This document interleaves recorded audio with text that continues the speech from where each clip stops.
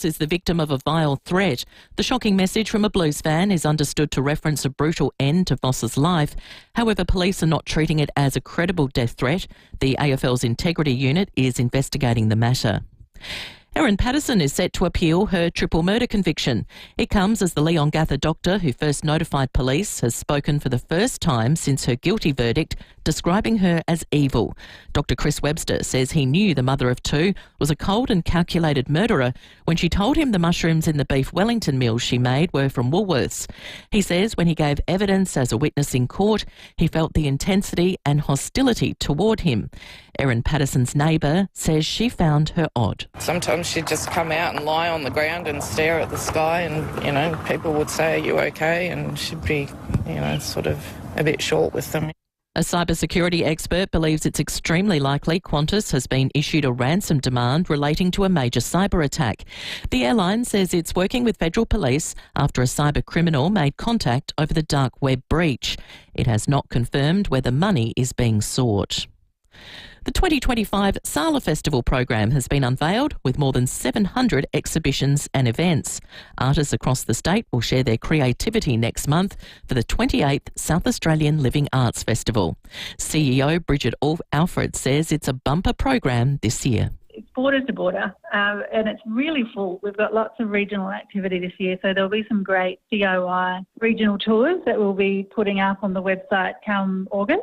People can take themselves out for a day trip or even make it a weekend. Now 5AA Sport. Colours, custom design, any house, any style. Gliderol Garage Doors. Gliderol.com.au. Thank you, Mel. Crow star Josh Rochelle will be out of hospital this morning after undergoing surgery to repair damage in his left knee. He's expected to be sidelined for 8 weeks with an aim of returning during Adelaide's finals campaign. Port Adelaide coach in waiting Josh Carr is on the hunt for 2 assistant coaches next season after telling Premiership teammate Chad Corns his services would be no longer required. AFL great James Hird believes Michael Voss will continue to remain at Carlton next season despite the mounting pressure. Hird telling Footy Classified he expects Voss to be in charge for the opening round of 2026. I think he will be. I think that all the noise and the way the Carlton have really just closed in over the last week suggests that they want him to coach, but they've certainly got to put some different people around him because the way they're playing at the moment doesn't look like the messages are working and getting through. Carlos Alcaraz has reached the Wimbledon semi-finals for a 3rd year in a row. The back-to-back defending champion beat Cam Norrie in straight sets overnight. He'll next face the informed Taylor Fritz for a spot in the final. I think the grass season for him, it's been really successful so far. 2 titles, semi-final here at Wimbledon, so I'm just going to be ready for that battle. I've played a few times against him. It's always really tough to play against. And that's the 5AA Sport. 5AA Sport. Now the 5AA forecast, rain, windy and a top of just 12 today. Showers tomorrow, 14. Friday, showers and 17. Saturday, mostly sunny, 17. Right now, it's 11 degrees on 5AA. Always Adelaide. Ladies, is the need to wheel the time making your life a misery? Caruso's Wee Less to the rescue. Caruso's Wee Less contains Schisandra chinensis, a fruit extract traditionally used in Chinese medicine to relieve urinary frequency. So if your need to wheel the time is getting in the way of your social life, try Caruso's Wee Less today. Caruso's Wee Less is made in Australia, comes with a money-back guarantee and is available from leading pharmacies and health stores. Always read the label and follow the directions for use.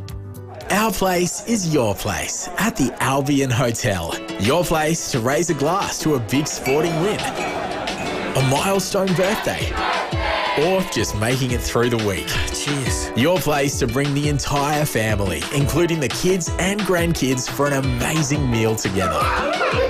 Your place to sit back and just soak it all in. The Albion Hotel. Your local, your people, your place.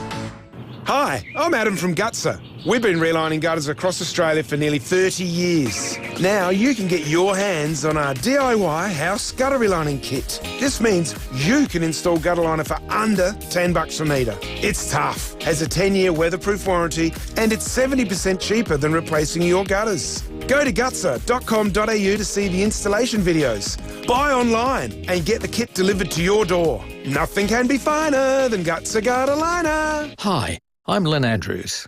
For over 50 years, we, the Lynn Andrews team, have specialised in commercial and residential property management. But above all, we specialise in people, helping to make life easier for investors and tenants.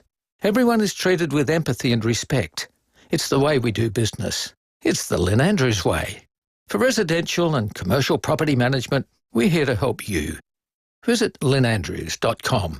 Build like a brick house. Basic Trailers make quality trailers of all sizes here in Adelaide. Made with Australian steel, you get 12 months warranty and factory direct pricing across SA. Visit basictrailers.com.au. Basic Trailers. Basically better. When your youngest finishes school and pick up and drop off become a distant memory. When the neighbours no longer have loud music to complain about. When you wake up and fall asleep to the sound of silence because the kids have flown the nest. If only it happened sooner. Semi-retirement, disposable income and infinite time to spend it. You're a super consumer. If you run a business that'd like to reach the consumer we call the trifecta, speak to us here at FIVEAA. Setting the agenda for South Australia. This is FIVEAA, always Adelaide. It's game on at Hyundai with offers on new and demonstrator models. Visit your participating Hyundai dealer today. FIVEAA Breakfast with Jade and Tom Wren. Yeah, good morning and welcome to FIVEAA Breakfast. So good to be with you. It is the 9th of July, coming up to 8 minutes past 6 o'clock. Hope you're having a great start to your day wherever you are listening. We've got such a big show to talk about today. So many great topics, a lot of great guests, and of course, Jade Rodram with me through until 9 o'clock this morning. Jade, good morning to you. Good morning, Tommy. It is a lot drier and a lot calmer out there, but where is this wild, windy, wet weather that we're expecting? It's actually quite beautiful out there. It was a balmy 9 degrees when I got in the car this morning. It was nice, wasn't it? Yeah, and look, we did get a lot of wind yesterday, but we're expecting a lot more rain today. But as we look out across Hindmarsh Square, it is pretty dark still at the moment, but there was no rain as we were driving in. No, bring up the radar and just see, is there anything incoming? Because at the moment we're sitting at 10 degrees. Showers are coming. The SA Power Networks website is nice and clear, which is good. The SES has got a big fat 0 jobs on the go, whereas yesterday that was at 18 already and then just went up and up and up. And looking at some of the photos that have been in the on the Advertiser website this morning, trees down across the state, garage doors just ripped from their hinges, roofs just peeled off like a tin on tuna. It was wild out there. It was, yeah. And unfortunately, we need more of the rain, not so much the wind. And as we look at that radar, Jade, it's looking pretty barren at the moment. It's pretty clear, isn't it, at the moment? There's a little bit moving through, coming across, but goodness, it's still a while away and it's not much. So, yeah, no, but like you said, we are expecting it. So actually, I'm getting the front of my house painted at the moment, and Michael, my painter, texted me last night and he goes, due to these freezing conditions that are coming today, I won't be coming in today. So it is a-coming. It's coming. It is coming. Hey, I went to the movies yesterday last night. Nice. I took the kids and we saw F1, Brad Pitt's new movie. Great. Absolutely loved it. Really? Loved it. Good. All right, because I take the boys often to Wallace at Mitcham. We've obviously got a great relationship with Wallace and they love it. So, okay, that's one that I'll put in. It's an absolute ripper. I really enjoyed it. But one thing I noticed, I don't know if this is a craze at the moment, but young girls going places in their PJs. In their pyjamas? Yes. What time was the movie? 5 o'clock.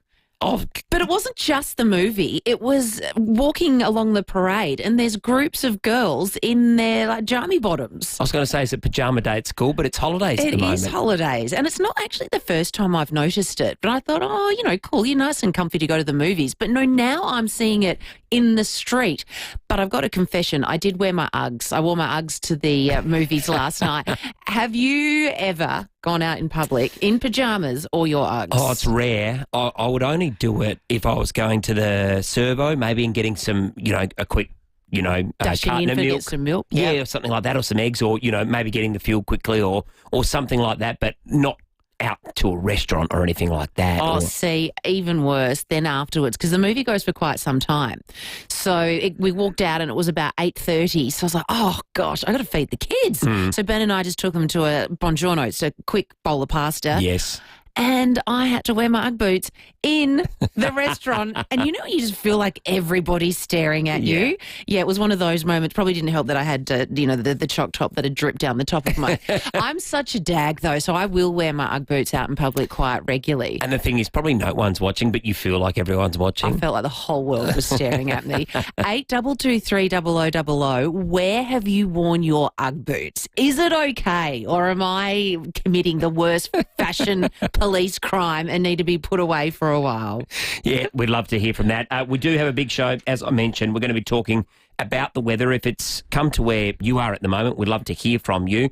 We're expecting upwards of 25 millimetres potentially today. Jade will chat to the Weather Bureau. We'll also have a chat to find out about those trees you were talking about a little bit later this morning. The RBA rates, Jade, they were put on hold yesterday, despite most predicting that they would be cut. Everyone's saying that's a bit of a shock. I'm not quite sure if you'd say it is a shock decision if you look at all the numbers surrounding that decision. Anyway, we're going to get some advice from the Australian Institute senior economist Matt Grundoff on that one, but I reckon the next one will be. Sounds like next month they're probably still going to bring it back, and even maybe potentially another one. But the market had already reacted to that, so we'll see what it all means moving forward.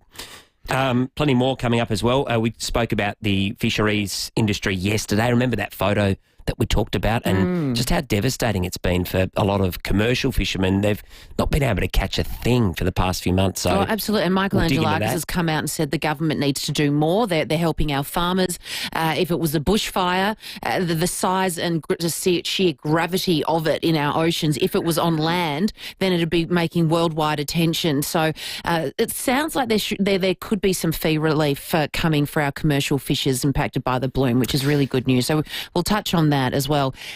Massive event, and I'm not sure whether that we're in Australia really getting our head around the gravity of this one, but the British and Irish Lions that are coming to SA, this is the best of the best that you get to see, and against our Australian New Zealand team. So they're normally enemies, and they're coming together, the best of the best, taking on the UK's best of the best. Like, this is huge. It's massive. They only come once every 12 years, and I think we've got something like 15,000 travellers from interstate and overseas to come for it because it is so significant. And this is on Saturday night. I'm lucky enough I'll be going. I think Ben's going.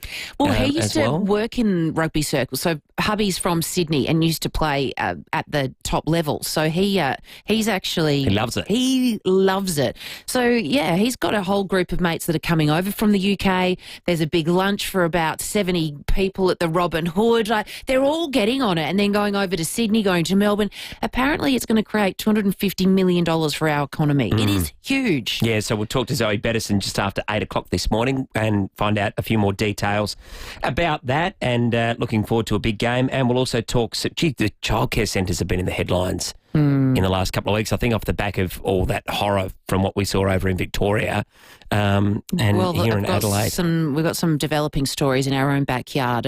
Some staff have lost their jobs at a childcare centre locally here, so we'll delve into that and find out what the latest is. But I feel for every parent out there that drops their child off at childcare in the wake of all of this. It's just every day that would be in your mind, is my child going to be safe? Well, that's all you want, isn't it? When you drop them off, you think, okay, they're fine, everything's good. Yes. I've got my day now.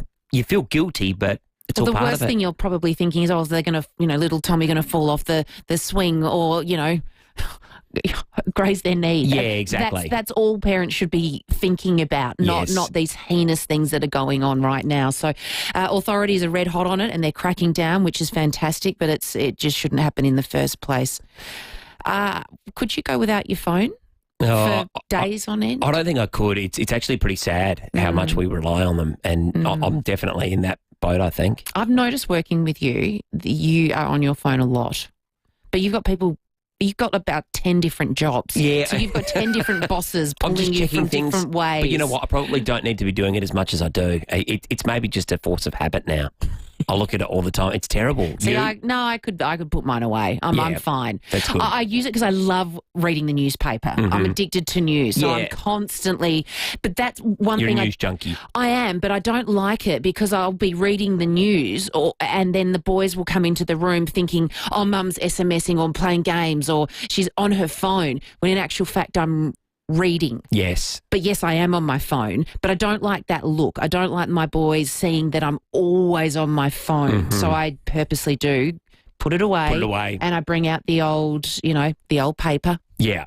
And then, you want to be accessible to your kids too, don't you? You want to make sure the boys know that you're ready for interaction, because it's hard with young boys, isn't it, anyway, to get them. Admittedly, they're not bad. They're not on it all the time. That's good. TikTok's the killer and Snap's the killer, because that's how they communicate with each other. I know. They do not SMS. They do not phone each other. It's all on this snappity snap. I know. It's the modern world, isn't it? 16 minutes past 6 o'clock. We are up and going here on 5AA Breakfast. Hey, footy fans, mates distracting you when you drive? Don't stress, take the Footy Express. Relax and catch free public transport with your game day ticket. Head online and search Footy Express.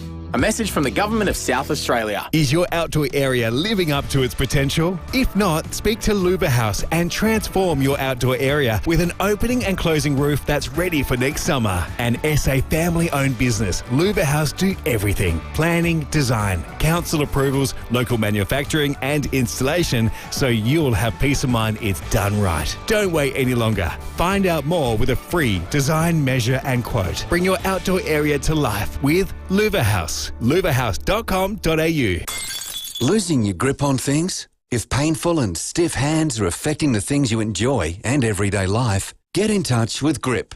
GRIP is a specialised hand and wrist practice with a team of highly qualified hand surgeons and therapists specialising in hand trauma, carpal tunnel syndrome, osteoarthritis, joint replacement, sports injuries, nerve pain and more.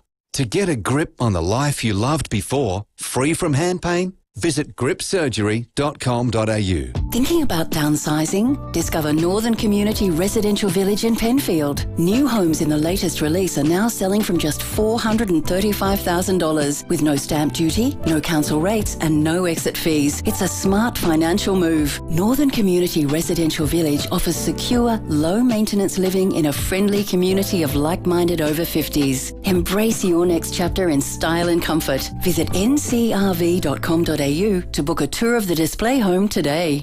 It's Christmas in July at Wayville Hyundai. With every car delivered this month, we'll donate $100 straight to the Salvation Army Red Shield Appeal, so your new Hyundai helps Aussies in need. Plus, we're inviting you to join us by popping a donation under our Christmas tree so we can pass it on to Salvation Army. Head to our website to see how you can help make a difference.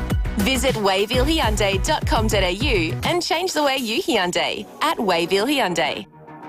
Why are we here? What is the nature of reality? Do I really need all that data to listen to history podcasts? Huzzah! Question everything! Especially your telco plan. Get the data you need at low prices with Aldi Mobile. 5AA Breakfast is streaming live right now. To watch, simply head to 5AA on Facebook or YouTube.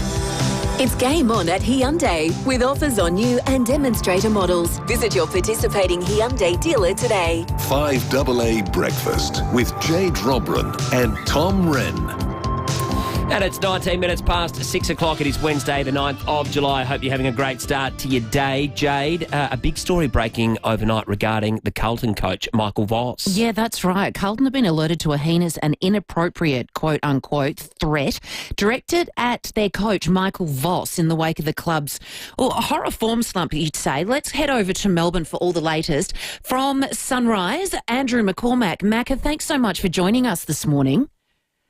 Jade, Rennie, this is really, disturbing. And we know the Carlton faithful can be passionate, but this well and truly crosses the line.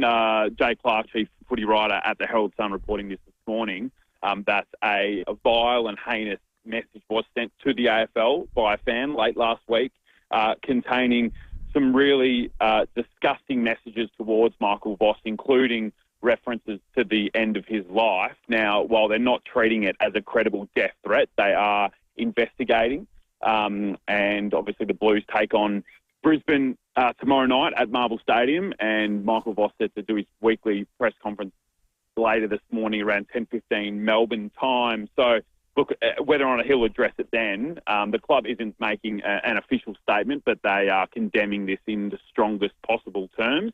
Whether or not it happens to the head coach, a player or any staff member, obviously completely unacceptable. So, but it is in the AFL's hands at the moment, and they are investigating with their integrity unit. And Macca, this, of course, comes off the back of the graffiti, I think, following a loss recently. The temperature over there, I mean, we know what it's like over here. It gets hot on the coaches, but it seems like it's gone to a really high level in the last week or so. Yeah, absolutely, Rennie, and to the point where it is crossing the line, like you said, the graffiti, which, look, harmless in terms of there was no threats made to anyone, but at the end of the day, it is criminal damage. So, and they are investigating and still trying to find the person who did that. They have reviewed CCTV images, but no update on, from police in terms of any arrests or charges.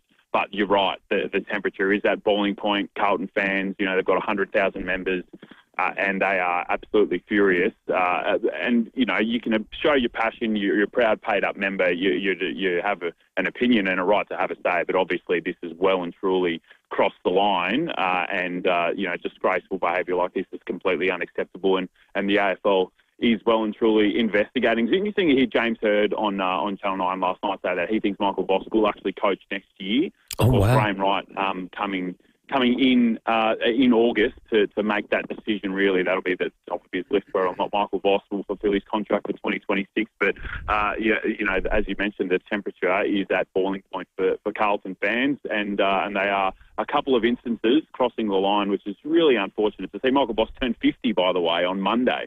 So happy 50th to Michael Voss.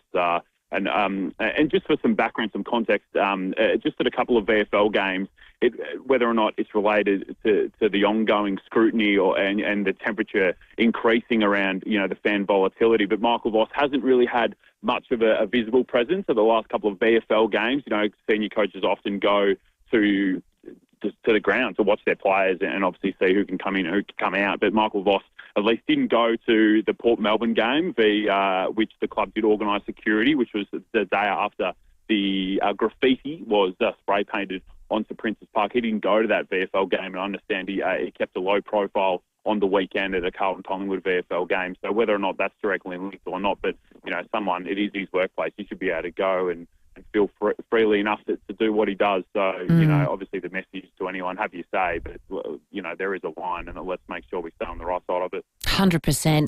Macca, thank you so much. I know you've got to jump off and do some crosses, so we really appreciate your time. Thanks, guys. Really appreciate it. Cheers. Andrew McCormack from Macca. Sunrise there on Channel 7. He is a ripping bloke, Vossy. He really is a gentleman. And to be, you know, threatened with your life. He's a dad. He's a husband. I mean, you know, that's taking it way too far. Isn't it? And we all love our footy, and we're all passionate about it. It's what drives the game. But there is a line, and that's not just crossed it, it's just gone miles past it, hasn't it? You know, show some respect and, you know, get a grip. Exactly. Get a grip. Goodness gracious. Okay, let's go to Ian Benithan, because we want to talk about the weather, Jade. What is happening out there yesterday? What has happened in the last 24 hours? So Ian Benithan, the SES State Duty Officer, joins us now. Ian, thanks so much for your time this morning. What has happened in the last 24 hours? Has it been significant, the damage out there? Well, good morning, everyone. Yeah, it was a very quiet night last night, thankfully. It gave our great volunteers a bit of a rest and a bit of a sleep. You know, we only had a couple of calls for assistance last night. Most of the damage was done yesterday, so we've had a total of 140 calls for assistance on the Monday afternoon to Tuesday midnight. Most of those have been the tree damage. So 100 of those have been related to trees down, or branches have come down, so pretty significant. We were reading that Yankalilla looked to be hit hardest, and some people were saying that it was just like tornado conditions. What were you seeing out there? What was the worst, and how long did it take to fix everything out there? Yeah, you're right. We had some significant wind damage through the Yankalilla, you know, that lower Fleurieu Peninsula area. Had a lot of trees, some roof damage as well. So either roof sheeting or tiles have come up, and we had multiple crews down there working through those. So we're all pretty good now, thankfully. But yeah, it's when it all happens at once that makes it a little bit more difficult for our crews to be able to ascertain which ones to do first. And Ian, going into today, we're expecting quite a lot of rain. So what's your advice for everybody? I guess get those leaves out of the gutters. Yeah, look, if you've still got the chance, clear away your gutters and your drains on the grounds and everything. But, the biggest one that we can say is if you come across a road that's flooded, forget it. Don't drive, don't ride, don't walk, and don't play around flooded roads, because although they may not seem dangerous, they are very hazardous. Okay, can we talk through this? Because it seems like every time there is a flood, someone thinks it's okay that their car is different from everybody else's and can make it through that flood area. Tell us, why? Why would you not drive through a flooded area? Because, the thing is that it's not necessarily the power; it's the ability for the water itself to float the car. People don't understand it doesn't take much to actually float a car, and we've done demonstrations at our field days over on the York Peninsula and places like that, where we've had a car in the back of a trailer that we've made sure that it's waterproof, and we've filled it up just to show how easy a car actually floats. So people just don't understand that, and that's where they get trapped. Yeah, you got to be careful, don't you? And it's a great point you make. Ian, thank you so much for joining us this morning. Hopefully nothing too significant again today. We'd love the rain, but let's hope that there's not too much damage out there. Yeah, true. Thanks for having me. Good Thanks, stuff. Ian, and thanks to all your team. You do a fantastic job out there. Quick on the job they are. We've got lots of messages coming in about Uggies, whether it's okay or not to go out in public with Ugg boots. I've actually got a disgraceful story. I have said it before, but many, many moons ago when Princess Mary was in town for her birthday, her bridesmaid, Amber Petty, yes. she had her 40th birthday here. Mm-hmm. So the princess was in town. I know she's the queen now, but the princess at the time, and she was boarding the plane, and I was sent down. I was working for the Today Show on Channel 9 at the time, so I was sent down, and I the Uggies on. Got an interview with her. She was lovely. She was beautiful, but I did have my Ugg boots dressed for comfort. I ran out of the door so quickly in the morning that I absolutely forgot to put on some fancy princess shoes. Her bodyguard afterwards came up to me and goes, maybe you might want to dress a little bit more appropriately when you're going to be meeting royalty. Oh, thanks for that. Oh, well, you know what? I'm warm, so yeah, that's right. Who's I'm winning? comfortable. You're winning. Good on you, Jade. Yeah, you're doing it your way, and that's the right way. Let's check out some of the sport right now, and we'll do that all thanks to Gliderol Garage Doors, adding strength, safety and style to your home, gliderol.com.au. Probably the big story yesterday, Jade, was Port Adelaide's decision. Josh Carr, not the coach yet, but it feels like he's making his mark already, doesn't it? Chad Corns will not be with the club at the end of the season, so it's a big call. Yeah, it is. So all coaches, I think, have to start telling by the end of this month. I think assistant coaches have to be told whether they're in or out. So they can know what they're doing for next season, which is totally absolutely, because this is where there's all movement starting to happen. Yep. And that did take me by surprise, I must admit. But I get it. I mean, it's harsh. It's a business, and Carr's going to come in and he wants his own team. He doesn't want any excuses. If he goes really well, fantastic. That's my new team. If he doesn't go really well, he's got to wear it. He's got to wear it. It's all on him. And this is the thing, Jade. So they're premiership teammates, of course, from 2004, played for a long time together. So it's a tough call, but that's the beast, isn't it? It's a business. So that decision has been made. On the back page today, we see that Jace Burgoyne is a chance to be re-signed for 4 years. So Port doing good things. I know they're not going great at the moment, but you've got to say over the journey, Port have done a great job in being able to re-sign their top talent, and Bergman was obviously a big one, so we'll see how they go with other players, particularly Zach Butters now. A bit of Wimbledon, Carlos Alcaraz has had a straight sets win against Cam Norrie in the quarterfinals, so The defending champion goes through to the semi-finals. He's the red-hot favourite, I think, to win it from here. Novak Djokovic still there, and, of course, Jannik Sinner. But Sinner was 2 sets to love down yesterday when his opponent, Grigor Dimitrov, was forced to retire. Amanda Anisimova, who has sort of been in the wilderness, has come back. She's now into the semi-finals. She's beaten Anastasia Pavlyuchenkova, so a really good result there for her. And I should mention as well, you spoke about your boys. I got up this morning and my 11-year-old Harry was already up. I was like, what the hell is he doing? He was watching the FIFA Club World Cup. It's the semi-final stage. In fact, it might be the final. Chelsea up against Fluminense, the Brazilian side, 2-0 to Chelsea. So he'll be watching that right now. As a big Chelsea fan, I've gone, so you've really gone for the blue-collar side, the side that's got hundreds of millions of dollars at their disposal. But good on him. I love the fact that he's into it. So, it's like your boys are into their sport big time. Oh, yes, absolutely. Not probably at 4:30 in the morning, though. Let's head into the newsroom. All right, let's go to the newsroom, 6:31.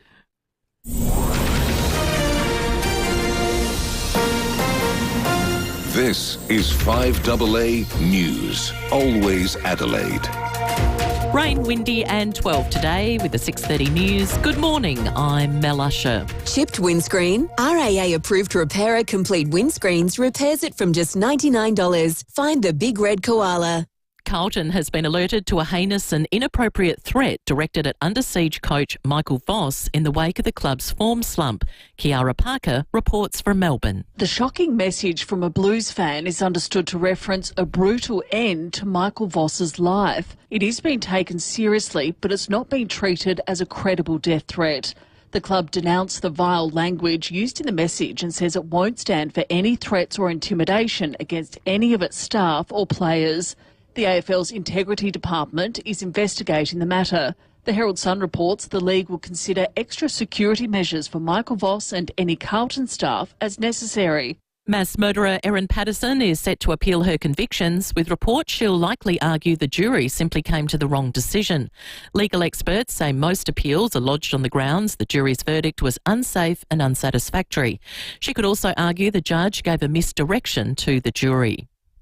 President Trump is adamant his August 1 deadline on trade tariffs will stand. US correspondent Jonathan Kersley has more. White House Press Secretary Caroline Levitt has told Nine News President Trump has not sent a letter to Australia yet, having written to more than a dozen nations outlining what the tariff rate will be on their exports to the United States of America.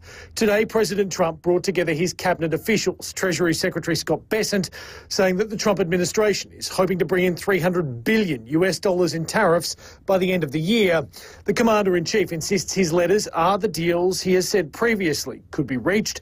Some of those nations already hit with new tariff rates are already pushing for new negotiations. The death toll continues to rise in Texas following flash flooding as authorities search for survivors. At least 109 people, including children, are confirmed dead. Scientists have built a new device which is able to extend the life of a quantum battery. Researchers from RMIT University and the CSIRO say it's able to store energy 1,000 times longer, improving energy storage from nanoseconds to microseconds. Study co-author Daniel Tibbin says it's hoped one day quantum batteries could improve the efficiency of solar cells and small electronic devices. There is a way to go. What we've shown in our study is that we're able to actually store energy for extended periods of time, which was not possible before this study. And the Royal Mint is going to honour Iron Maiden. The heavy metal group will get a 50th anniversary coin in the UK. Now turning to 5AA Sport. Gliderol Garage Doors, adding strength, style and safety to your home. Gliderol.com.au. Here's Corey Norris. Good morning, Mel. Carlos Alcaraz has broken British hearts at Wimbledon, eliminating the last local hope, Cam Norrie. The back-to-back defending champion winning in straight sets overnight to reach the semi-finals. Really happy with the level that I played today against a really difficult player like Cam. He's an amazing guy as well. Pretty sure there is nobody who work harder than him, and I'm just really happy to see him fighting for great things. American Taylor Fritz is also through to the semis, while Aryna Sabalenka has squeezed through her quarterfinal. Luke Pedler looms as the most likely replacement for injured Crow Josh Rosselli. The star forward had surgery last night to repair damage to his left knee. Essendon great James Hird is backing changes to the AFL fixture, but not the introduction of an in-season tournament. Queensland captain Cam Munster has rejoined his team ahead of tonight's State of Origin decider. The Melbourne Storm star left Queensland's camp over the weekend after the death of his his father. And the Matildas have scored an injury-time goal to defeat Panama 3-2 in a soccer friendly in Perth. And that's the 5AA sport. Now the 5AA forecast. Lynn Andrews Real Estate, experts in commercial and residential property management. lynnandrews.com.au. Rain, windy and 12 today. Showers tomorrow 14. Friday showers and 17. Saturday mostly sunny 17. Right now it's 9 degrees on 5AA. Always Adelaide.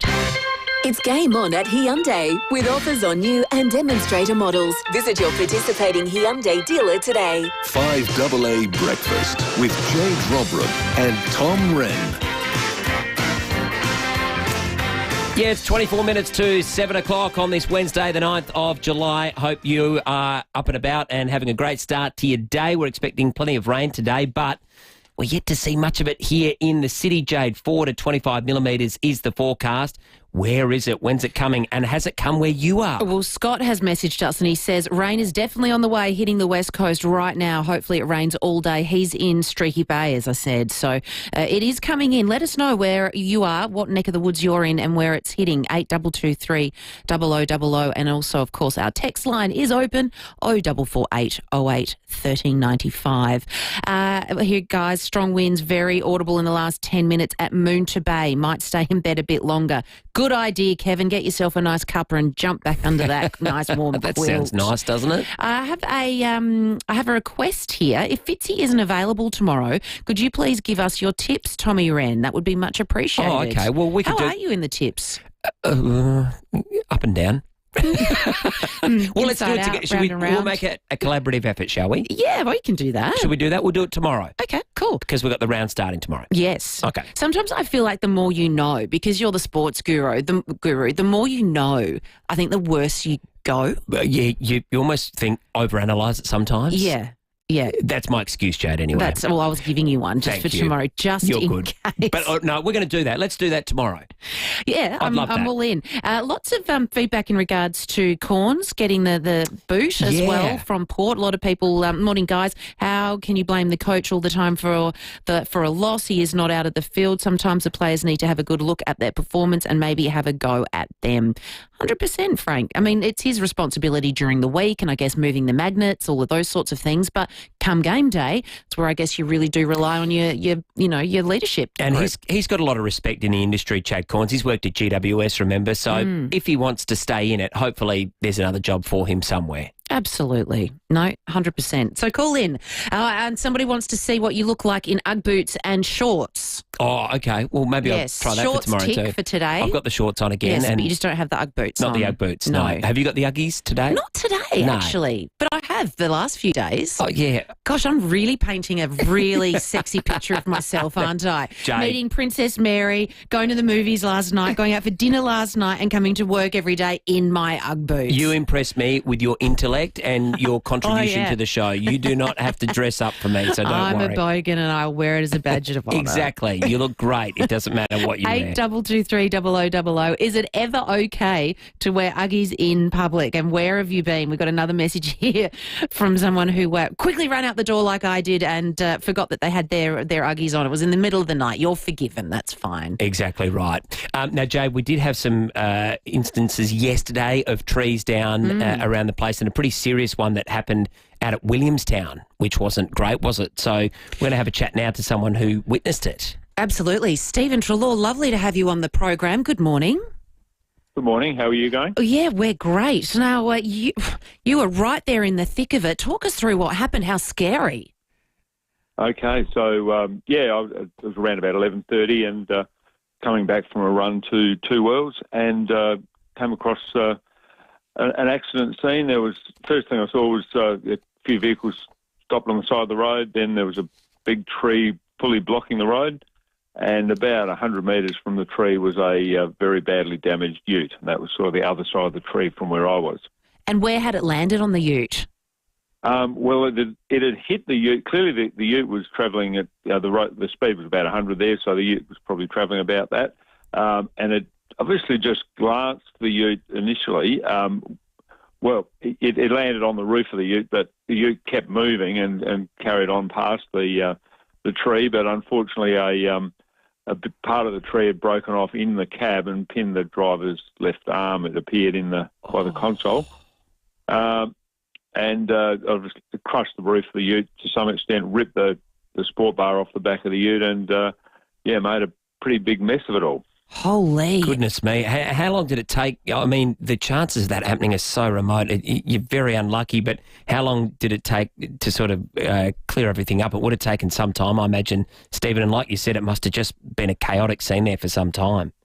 Yeah, it was hard to judge the time of everything, but there was a lovely young lady there, a midwife, and she was comforting the driver and looking after him, and when I realised that she had things under control there, I thought best to see what can be done about the tree. And there was a young guy with a chainsaw, and he cut through the wood as best he could. It was only a 24-volt electric chainsaw, but it did a great job. He did a great job. Another guy had a ute with a winch, and between he and I and a couple of other guys, we were able to get the bulk of the tree off the road, enough of the tree off the road to clear one room for one vehicle. And ambulance arrived just as we were about to get the last bit of tree off. One of the ambos ran through and attended to the guy, and within a couple of minutes, the ambulance itself was able to get right alongside the vehicle and attend to him. But it was about an hour before the guy was actually carried off in the ambulance. By which time CFS and others had arrived, and the police, of course, to attend to the whole situation.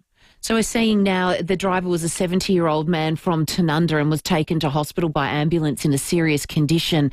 I mean, a centimetre that way or this way or even a millimetre, and we could be talking about a very, very different situation. I mean, you'd set off and go to work and you certainly don't expect to have a bloody tree crushed through your windscreen, do you? No, you'd have to say the guy was lucky and unlucky at the same time. Exactly. My son made some comment about new fear awakened or something. My 29-year-old son, it's like, you don't think of that happening, but it does happen, and it's just luck and unluckiness. Absolutely. Well done to you, Stephen, for your quick thinking and for, helping out. I mean, we're having a look at the images now. It's amazing what's happened to that ute and the fact that he was able to survive. And I think the dog that was travelling with him is okay, that's right? Yes, I understand. I actually thought it might have been the guy's wife or some such, but all I could see was, it was such a chaotic scene that when I only spent a short time by the side of the ute, and I could sort of see this hairy object there. But as I say, this midwife was doing such a good job there. I didn't hang around long right by the ute, but I was blown away by the way that people had never met just rallied around and sort of did what they needed to do, what they could do, and use their whatever resources they had to handle the situation. So, 100%. Yeah. Stephen, thank you so very much. What are the chances of having a midwife and someone with a chainsaw just right there behind you to help? There is nothing left of that ute. That's just been squashed. Hasn't it? Let's go now to John Getty. He's from Tree Tech, South Australia. John, thanks for joining us this morning. Look, this is just the perfect storm in the worst possible way. How does this tree just tip over? Hello, Jade and Tom. Thanks for having me. Look, I think there's a lot of factors that come into effect when we've got wild weather coming in. People really, seem to get quite nervous. Obviously, I do too. Look, obviously you've got multiple factors. You've got wind, you've got rain, you've got extreme loading on the branches. It's quite common for, failures to happen during storm events for these reasons. Look, it's understandable people get anxious. Those trees are strong, but it's the hidden issues that can catch people off guard. It's why it's worth doing a quick check now and then, things like new leans, cracks in big limbs, fungal fruiting bodies at the base. If you see any of these things, it's a good idea to get an arborist to take a look before they become a problem. What about today? We're going into what everybody's saying will be significant rainfall. So from yesterday's conditions, combined with today, the soil will obviously get really quite wet. Absolutely. Yeah. So what that combination? What's your advice for today? especially in the later times of the winter seasons, we start getting heavily waterlogged soil. We can see trees come over. Mainly, they just simply can't hang on. Certain soil profiles around the city, they just don't hold on too easy. Old pruning wounds, things like that, are just a recipe for failures to happen. I mean, look, it's worth noting, not all trees are dangerous in storms. Most are perfectly safe, and they add a lot of value to your property, our city, as amenities. It's just about catching small issues early so you can enjoy your trees without being too worried. And if you're in any doubt, get your arborist out there, like you said, and get them to check it out. That's the advice. 100%. Yeah, look, I mean, engage a qualified arborist, at the least check they've got a reputable reputation. And, most arborists are all about tree maintenance and, keeping our assets healthy, safe, and good for everybody. John, thank you so much for coming on 5AA Breakfast. Appreciate your time. Fantastic. Thanks for having me. Great stuff from Tree Tech there, John Getty. So if in doubt, call your arborist, because, the last thing you want is an incident like we saw yesterday, unfortunately, with the tree on top of a ute. We've also been talking Uggs this morning, Jade. Your admission that you like to wear the Uggs, which is fine, totally fine. You wore them at the movies last night. And we've got a caller here, Debbie from Semaphore. Good morning, Debbie. Have you got an Ugg boot story for us? Oh, well, I've probably got a couple of rules. I feel that wearing Ugg boots, when's the right time, or how to wear the Ugg boot. Yes. So the Ugg boot is new. It's nice and firm. They look great. The sheepskin is spongy still, so it's cozy. But when the Ugg boots get a bit old, and this probably is the comfiest and a bit saggy, and we see people walking on the side of the Ugg boot, of the Ugg boot side of the side wall, the Ugg boot, you know what I mean? Yes, I've got you, yes. That's when I reckon it looks a bit, bogan's good, but I don't know, just need new Ugg boots maybe. But you're right, that's when they're at their comfiest. That's that you've worn each other in for years. You've got history together. You can't just throw them out. But you're not walking on the sole there, or like the sole of the shoe. It's the side of the sheepskin thing. I hear you. But they are good. So, Debbie, do I have 6 months behind bars for committing this fashion faux pas, or longer? Well, so how old are your Ugg boots? No, they're actually new. I haven't even had them for a year yet. They're not the full blown Ugg boots. They look like clogs. You know those ones? Oh, yeah. So they're not seasoned yet. They're just like in the first year. Yeah, I think you're fine. I reckon you've got to make a fashion statement for sure. Okay, thank you. They're a little bit fancy, if you could call Ugg boots fancy. Thanks for the call, Debbie. I like this. We're getting to the bottom of the Ugg boot etiquette, so it's a good thing. Keep those calls and those text messages coming. It is 12 minutes to 7 o'clock. We're going to check out the traffic right now for the first time this morning. You can enjoy your outdoor area all year round with an opening and closing roof design manufactured and installed locally, area by Luba House. Morning there. Roads looking not too bad today. We're accident and breakdown free, but a Felix fog on the freeway around the Crafers and Stirling area. Take it easy on the drive-in. Do have works at O'Halloran Hill to look out for. It's on the Sala Expressway near Majors Road, speeds at 80. And a bit sluggish at the moment at Prospect 2 for works, Churchill Road near Clifton Street. Cameras Kings Road, Paralawi and Ryde Streets at Gawler West. Harris Scarf's big stock take sale is on now. Save 40% off selected coffee machines. Exclusions apply. Harris Scarf, great brands, great prices. Adelaide's most accurate traffic on 5AA. Hi, I'm Lynn Andrews. The Lynn Andrews team have seen a lot of change in real estate over the past 50 years, but one thing remains unchanged: our passion to help people invest in their future. To build strong property portfolios in either the residential or the commercial sectors. Our commitment to property investment over the years means we have a wealth of knowledge to share. We're here to help you.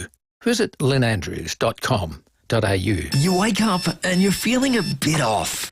Your nose is runny, but maybe it's just a cold. That scratchy throat, though, that could be something worse. Test for COVID, Flu A, Flu B and RSV in just minutes with Cell Life, the premium 4-in-1 rapid antigen test. Fast, reliable results. Make the smart choice for your health and your family. Insist on the brand the healthcare professionals prefer. Cell Life at leading chemists and Amazon. CELLIFE. City Discount Tires. Get saving now with City Discount Tires. We're offering great deals on the world's top brands in tyres, wheels, suspension and parts. Suitable for four-wheel drives, SUVs and passenger cars, including Falcon, Michelin, Pirelli, Kumho, Hankook and many more. Finance options available. Search citydiscounttires.com.au and locate your nearest dealer today. City Discount Tires. We're driven by value. City Discount Tires. Your old hot water system can drive as much as 40% of your energy bill. Fortunately, you can upgrade to something that's 70% cheaper to run thanks to Right Price. They're the leaders in heat pumps and installation. Now's the time to upgrade and save money on a more efficient hot water system and take advantage of government incentives and free installation. Reduce your energy costs today with a heat pump from Right Price. Make the switch with Right Price Hot Water. At Right Price, heating and cooling, you can get the price right at Right Price. At Austrac Campers, we never stop innovating. We listen, learn and adapt, making sure our campers are always ready for what's next. Built for the future of Aussie adventures. Austrac Campers. Hi, Brett Ebert here for Mawson Lakes Mazda. There's a lot to like about Mawson Lakes Mazda. They'll take care of you with next day servicing, complimentary loan car, vacuum and wash. And your breakfast or lunch is on them. Your car gets the love too with their state-of-the-art service centre, brimming with top-trained mechanics. At Mawson Lakes Mazda, they'll look after your car and look after you. Mawson Lakes Mazda, just a short drive from the city. It's game on at Hyundai with offers on new and demonstrator models. Visit your participating Hyundai dealer today. 5AA Breakfast with Jade Robran and Tom Wren. Bit of Elton John to bring us back, Jade, at 8 minutes to 7 o'clock. You an Elton fan? Love Elton John. So do I. Love Elton John and Billy Joel. Those two. Both. I saw a concert of both of those guys when they were here. Many moons ago. Yeah, that was about 20, 25 years ago. A long time ago. It was one of the first concerts I'd ever been to, and they were unbelievable. And I still look back and go, how lucky was I? That was because good. I was so young at the time, I didn't realise just how the fortunate music, it was. the genius of them. Oh, they're incredible. They're amazing. Piano Man, Elton. Oh, love it. Listen to that stuff all the time. Anyway, let's get to our next guest from the Bureau of Meteorology. Simon Timke might be an Elton John and Billy Joel fan. Also, Simon, good morning to you. Hello there, Tom. Hi, Jade. Good morning. How's the weather looking for us today? We're expecting a fair bit of rain, and it looks like on the radar it's starting to make its way across to Adelaide. That's right. It's going to be a pretty wintry day today, as well as some rain and showers about the place. Pretty windy conditions again too. Looking on the radar, it's moved across the Port Lincoln area, just starting to move across York Peninsula now, so probably still an hour or two away from the Adelaide area, but certainly on the way. It'll be a bit windy again today. We've got a strong wind warning out for metro waters and a severe weather warning out for possibly damaging winds around the Mount Lofty ranges. So windy, showery day, pretty cool too. Maximum just 12 degrees today. Currently in the city, sitting on 9.2 degrees, Tom. Beautiful. And Billy or Elton John fan? Yes, no? Look, love both of them, and like Jade, I went to that concert 25-odd years ago too in Melbourne. Actually, it was at the MCG, but it was a great show. Fantastic, it was a ripper. Thank you. So Thanks, guys. So looking at that, you can see that on the radar right now.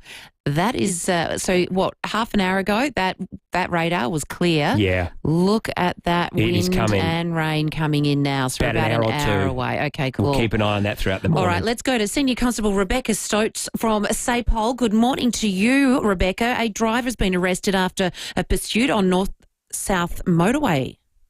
Good morning. Yes, this was about 9:30 last night when police were called to Surrey Street at Blair Athol after reports that there was a Holden SUV doing burnouts in the street. So police called in Polaire and cordoned off the area, but the car took off from patrols, but they were able to successfully spike it as it was leaving Surrey Street. But it did continue for some time. The car was able to be followed by Polaire as it continued through Mansfield Park, Engle Park and Ferryden Park. At one point, the car travelled on the wrong side of the road on South Road before making its way onto the north-south motorway. The car came to a stop on the Northern Connector at Waterloo Corner, and by this time, having its tyres spiked, those tyres were shredded, and it has made its way down to just one wheel. A patrol swooped in and arrested the 17-year-old driver, and the Elizabeth Downs boy was charged with engaging police pursuit, breach of bail, illegal use and carry offensive weapon. He's been refused police bail and he'll appear in the Adelaide Youth Court later today. That car turned out to have been stolen from an Elizabeth Downs address on Saturday and was towed from the scene. But, yeah, really fortunate that there were no collisions or injuries, especially driving on the wrong side of the road, and you've got a young driver in a stolen car with its wheels being shredded. So, could have lost control and caused injuries to someone. So, yeah, really fortunate that it was really well managed, by police, and to able to have Polair just track the vehicle as it was travelling on the north-south motorway, made it much safer. Goodness me, that could have been an absolute disaster. You're right. That is a crisis averted there. Well done, Rebecca, to the entire team for making sure that nothing did serious happen in what could have been a really dire set of circumstances.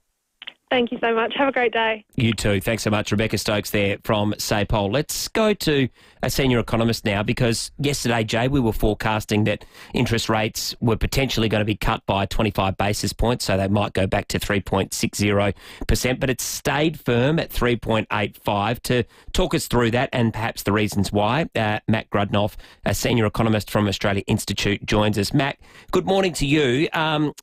Was this a shock to you that the interest rates were kept on hold? Yeah, look, it was a shock to me. It was a shock to pretty much every other forecaster. We were quite surprised that there wasn't a cut. Economic growth has slowed to almost zero, so that the economy is really sluggish. The inflation rate is well and truly and firmly in the RBA's target band. It was really surprising that they didn't cut rates. So what does this say about the RBA's confidence in the current market, the inflation trajectory? It shows that they're not confident that inflation is down, which is quite surprising because we've seen inflation fall consistently for a year now. The inflation rate has been in the target band for 9 months, so 3 consecutive quarters. The underlying rate has also fallen down into the target range. So I'm not sure what more evidence the RBA needs that inflation is under control. Matt, do you expect then that we're likely to get it next month? Would that be the thinking for Michelle Bullock, who's the head of the RBA? Do you think that's the path they'll go down, do it next month instead? Yeah, so at the end of this month we'll get another inflation reading, and that's likely to show again that the inflation will be in the target band, and perhaps that will reassure the RBA that inflation is firmly in that target band and it's not moving back up. In fact, it's more likely that inflation will fall further. The target band, incidentally, is between 2 and 3%, and the inflation rate for 6 months has been 2.4%, basically smack bang in the middle. And it's probably more likely that it'll come down even into the low 2s with the next read. So I would expect a cut, but then, we all expected a cut yesterday. So who knows? Yeah, exactly right. It's hard to know. And I guess for homeowners and mortgage holders, they just have to tighten the belts, and the thought that they were going to have some extra money isn't going to come to pass, so you just have to adjust accordingly. Yeah, we know that about a third of people are struggling to pay their mortgages, so it was a real blow for those that are struggling along, and really they don't have to. This was a wrong choice or a wrong decision by the RBA. They really should have cut rates. At the moment, interest rates are what economists call restrictive, which means they're slowing the economy. They really have to be about a full percentage point lower, that is below 3%. They're currently at 3.85%, before that they become what they call neutral. That is, they're no longer restricting or expanding the economy. So really they've got another 4 rate cuts that they've got to fit in before they stop weighing on the economy. And as I said, the economy grew by 0.2% last quarter. That's about as slow as you can get without being negative. Yeah. So, I mean, if all the indicators were, treading in the right direction, what are the RBA going to be watching out for over the next quarter then? Well, they'll look at the quarterly read of inflation, as I said, that comes in at the end of the month. We'll also get another monthly unemployment read. They're probably the main two pieces of information that are going to come in. But as I said, if the current inflation numbers haven't convinced them, it's hard to think what new information is going to push them over the line, if you like. Yeah, absolutely. Matt, thank you so much. Thanks for talking with me. Cheers. All right, let's head into the newsroom. Plenty more coming up on the show. 5AA Breakfast is streaming live right now. To watch, simply head to 5AA on Facebook or YouTube. The news and information that matters. This is 5AA News, always Adelaide. Rain, windy and 12 today with the 7 o'clock news. Good morning, I'm Mel Usher. Make RAA-approved windscreen repairer, Complete Windscreens, your insurer repairer of choice. Visit completewindscreens.com.au. Police and fire crews converged on a construction site on North Terrace around 4:30 this morning. It followed reports of a man scaling the building. The area was cordoned off. No one has been located at this stage. The speculation around Michael Voss's coaching future has taken a nasty turn. Jordan Tunbridge explains. Michael Voss has faced mounting calls to be sacked as Carlton coach, with the team underperforming this season. But one fan has taken it too far. The Herald Sun reports a message has surfaced threatening a brutal end to Voss's life, prompting an investigation by the AFL. It follows a series of troubling incidents, including graffiti at Blues headquarters and abusive social media posts. Extra security may be in place for Voss ahead of tomorrow night's clash with the Lions at Marvel Stadium. Mushroom cook killer Erin Patterson is set to appeal her convictions after being returned to the prison where she could spend the rest of her life. Isabel Quinlan reports. It comes after Leongatha GP Dr Chris Webster shed light on his interactions with the killer cook following the fatal lunge and why he called authorities. Dr Webster said he found her behaviour very cold and calculated after she presented to hospital saying she had gastro symptoms. He raised the alarm with authorities after she refused treatment and discharged herself from hospital within minutes of arriving after potentially being exposed to death cap mushrooms. He says when she didn't explain it was a tragic accident, he knew in that moment she was guilty, labelling her actions as evil and sociopathic. A cybersecurity expert believes Qantas has been issued with a ransom demand over a recent data breach. More than 6 million passengers have been caught up in the hack. The national carrier says a potential cyber criminal group has made contact with federal police investigating. Spanish police investigating a fatal car crash involving Liverpool footballer Diogo Jota believe he was behind the wheel and speeding when the accident happened. He and his brother were both killed in last week's fiery crash. Their Lamborghini had a suspected tyre blowout on a motorway in northwestern Spain, causing the car to crash and burst into flames. The 2025 Sala Festival will feature more than 700 exhibitions and events. The celebration of creativity will be held next month and cover every corner of South Australia. CEO Bridget Alfred says the program is now available. We've got over 10,500 artists involved this year, and we've extended tours in the city and out to the Adelaide Hills and Corinda Silos. It's a fabulous jam-packed program. Now turning to 5AA Sport. Colours, custom design, any house, any style. Gliderol Garage Doors. Gliderol.com.au. It's over to Corey Norris. Yeah, good morning, Mel. Crow star Josh Rochelle will be out of hospital this morning after undergoing surgery to repair damage in his left knee. He's expected to be sidelined for 8 weeks with an aim of returning during Adelaide's finals campaign. Port Adelaide coach in waiting, Josh Carr, is on the hunt for 2 assistant coaches next season after telling Premiership teammate Chad Corns his services will no longer be required. AFL great James Hird believes Michael Voss will remain at Carlton next season despite mounting pressure. I think he will be. I think that all the noise and the way the Carlton have really just closed in over the last week suggests that they want him to coach, but they've certainly got to put some different people around him because the way they're playing at the moment doesn't look like the messages are working and getting through. Carlos Alcaraz has reached Wimbledon semi-finals for a 3rd year in a row. The back-to-back defending champion beat Cam Norrie in straight sets overnight. He'll next face the informed Taylor Fritz for a spot in the final. I think the grass season for him, it's been really successful so far. 2 titles, semi-final here at Wimbledon, so I'm just going to be ready for that battle. I played a few times against him. It's always really tough to play against. And Cruz Hewitt, the son of Leighton, has been knocked out in the second round of the boys' singles. And that's the 5AA sport. Now checking 5AA traffic. Lynn Andrews Real Estate, experts in commercial and residential property management. lynnandrews.com.au. Morning there. Roads looking not too bad today. We're accident and breakdown free, but a Felix fog on the freeway around the Crafers and Stirling area. Take it easy on the drive-in. Do have works at O'Halloran Hill to look out for. It's on the Southern Expressway near Majors Road, speeds at 80. And a bit sluggish at the moment at Prospect 2 for works, Churchill Road near Clifton Street. Cameras Kings Road, Paralawi and Ryde Streets at Gawler West.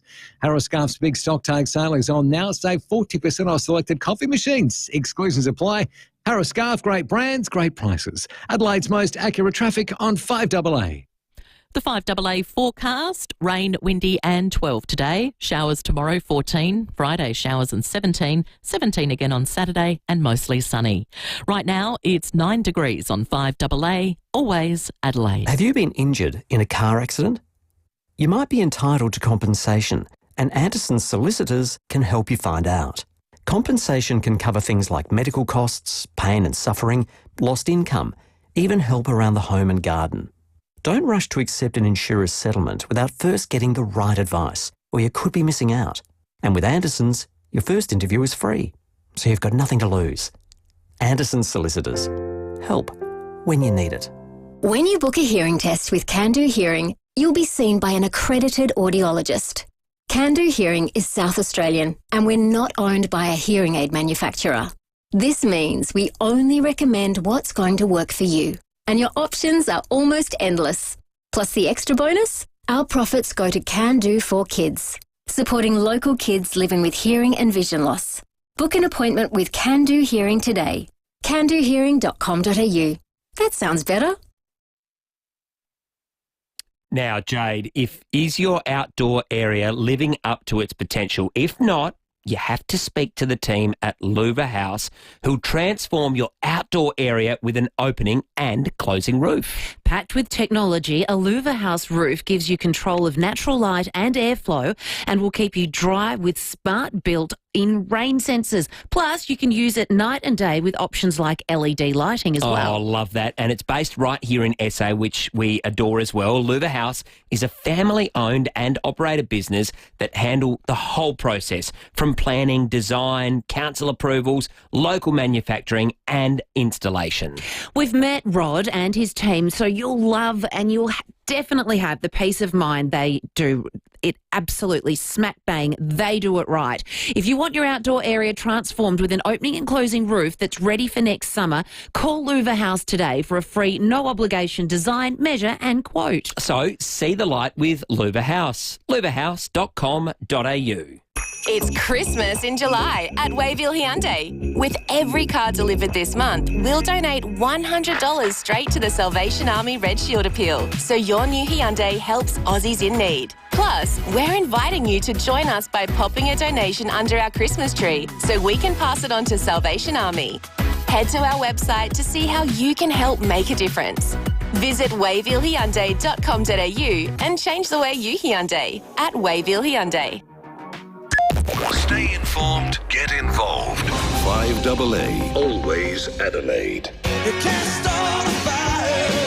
It's game on at Hyundai with offers on new and demonstrator models. Visit your participating Hyundai dealer today. 5AA Breakfast with Jade Robran and Tom Wren. Coming up to 9 minutes past 7 o'clock. It is Wednesday, the 9th of July. We're through until 9 o'clock this morning. Plenty happening as well, Jade, out there, particularly with the weather. Yes, the rains are a-coming. If you have a look at the weather radar, we've got a big, big, big blob of blue, which means it is quite, moderate rainfalls coming through. If you look at Moonta, Port Victoria, coming all along that way, Cape Jervis as well, Edinburgh, Stansbury, Yorktown, it's coming in and it's coming in really fast. So about 45 minutes away, they're predicting it to hit the the CBD, but as we heard earlier, we've got windy conditions around Port Lincoln today. We've got strong winds and damaging wind warnings as well for the CBD. So, guys, drive in carefully this morning, but I think if you've got your choice, stay in bed with a nice warm cuppa. I got a couple of text messages. You had a request earlier on about tipping. If Fitz is away tomorrow, then could you please step up to the plate? And Jim has messaged in with a nice little story. He says, talking about footy tips, when my daughter was 6, we used to do family tipping for a bit of fun. She tipped all 9 winners and the margin by picking her favourite colours on AFL.com, and she won $1,000, a match ball, and AFL merch. How good is that? See, brilliant. It's like a horse. Like, I'll take the pink one. Yeah, thanks. exactly. The one with the fancy name, and then you just go bang. I love it. Keep those calls coming. Keep the text messages coming also. Jade, we spoke yesterday about a story regarding the fishing industry, and this has been a huge issue as a result of the algal bloom crisis that has been plaguing a lot of our coastline across at Kangaroo Island, all throughout Port Lincoln and other areas. And there is going to be some relief on the way. So to talk a little bit more about that, we're joined by Claire Scriven, MLC, the Primary Industries Minister. Claire, thanks so much for joining us on 5AA Breakfast this morning. My pleasure, Tom, and hello, Jade. Hello, Claire. So some relief is on the way. That's right. So commercial fishers pay licence fees to FIVEAA as part of the cost recovery process, as it's called. So what we've done is announced that up to $500,000 will be provided in fee relief for commercial fishers, which is essentially covering the last quarter of their fees. So they can either have that as a credit against forthcoming fees, or they can have it as a refund. And that second one might really help people in terms of cash flow, because we know that some fishers haven't been able to fish. They might have been going out, still incurring costs, not actually catching anything. The other thing is, though, it is on a case-by-case basis, because not everyone's been affected in the same way. The algal bloom, which has been causing this, is different across different parts of the state. Some fishers had already caught their quota for the year, so it hasn't necessarily affected them in the same way. But clearly a lot of fishers are very, very badly impacted, and so that's why we were keen, after working with fishers and their associations, to offer this fee relief. So, Claire, how many commercial fishers, it might be a hard number to be able to locate exactly, but how many roughly do we have out there who have been affected by this and can access this, relief? Yeah, look, it is a hard question to answer, which is why we've been working closely with the South Australian Professional Fishers Association and also the Marine Fishers Association. They've been contacting their members to find out what kind of impacts there have been and therefore on how many. So those who want to apply for their fee relief can actually do that through their associations. If they're not a member, they can go direct to FIVEAA, but most are members. And so that's the sort of feedback that we've been getting through those associations on what the impacts have been. And as I say, it's very different for different fishers, and also depending what their key species is that they fish for. Claire, can I ask you, a lot of fishermen out there will say this just covers, barely 1% of what their annual income would be, that it's all too little too late. Well, we've been working with fishers and with the associations, and what they've been calling for was the fee relief. And depending on the size of their operation, I was talking to some yesterday, it might be $5,000 or $10,000 that they'll be able to get back. So this is the initial step from government in terms of what we can do to assist. And, of course, it depends on what happens with the harmful algal bloom as to what the next steps may be. We're all, of course, still hoping that it will dissipate far more than it has, but it is a naturally occurring situation in the ocean, albeit an unusual one to be at this scale. And so we're, of course, going to be continuing to monitor, continuing to work with fishers, and it may well be that more assistance is needed. And Claire, what's your information just on that? I mean, it might be like how long is a piece of string, but is it looking like the situation is improving with the algal bloom, or is it just a bit of a case of a holding pattern at the moment? Look, it is really a holding pattern in terms of what we know. It is changing, so we know that it is not as deep as it was, say, 2 months ago.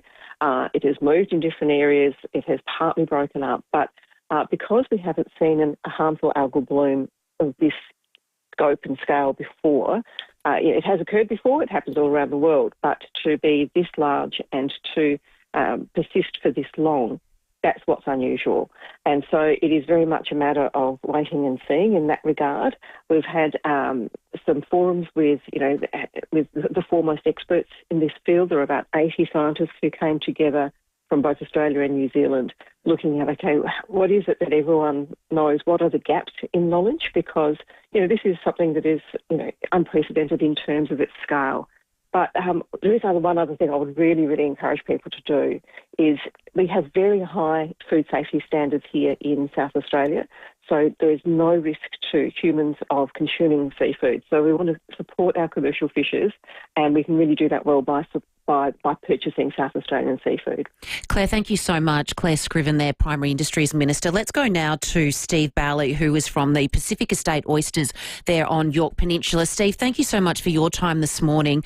You just heard the relief package. The Malinowskis government's announced a $500,000 relief package to compensate 3 months' worth of licence fees. Is that enough?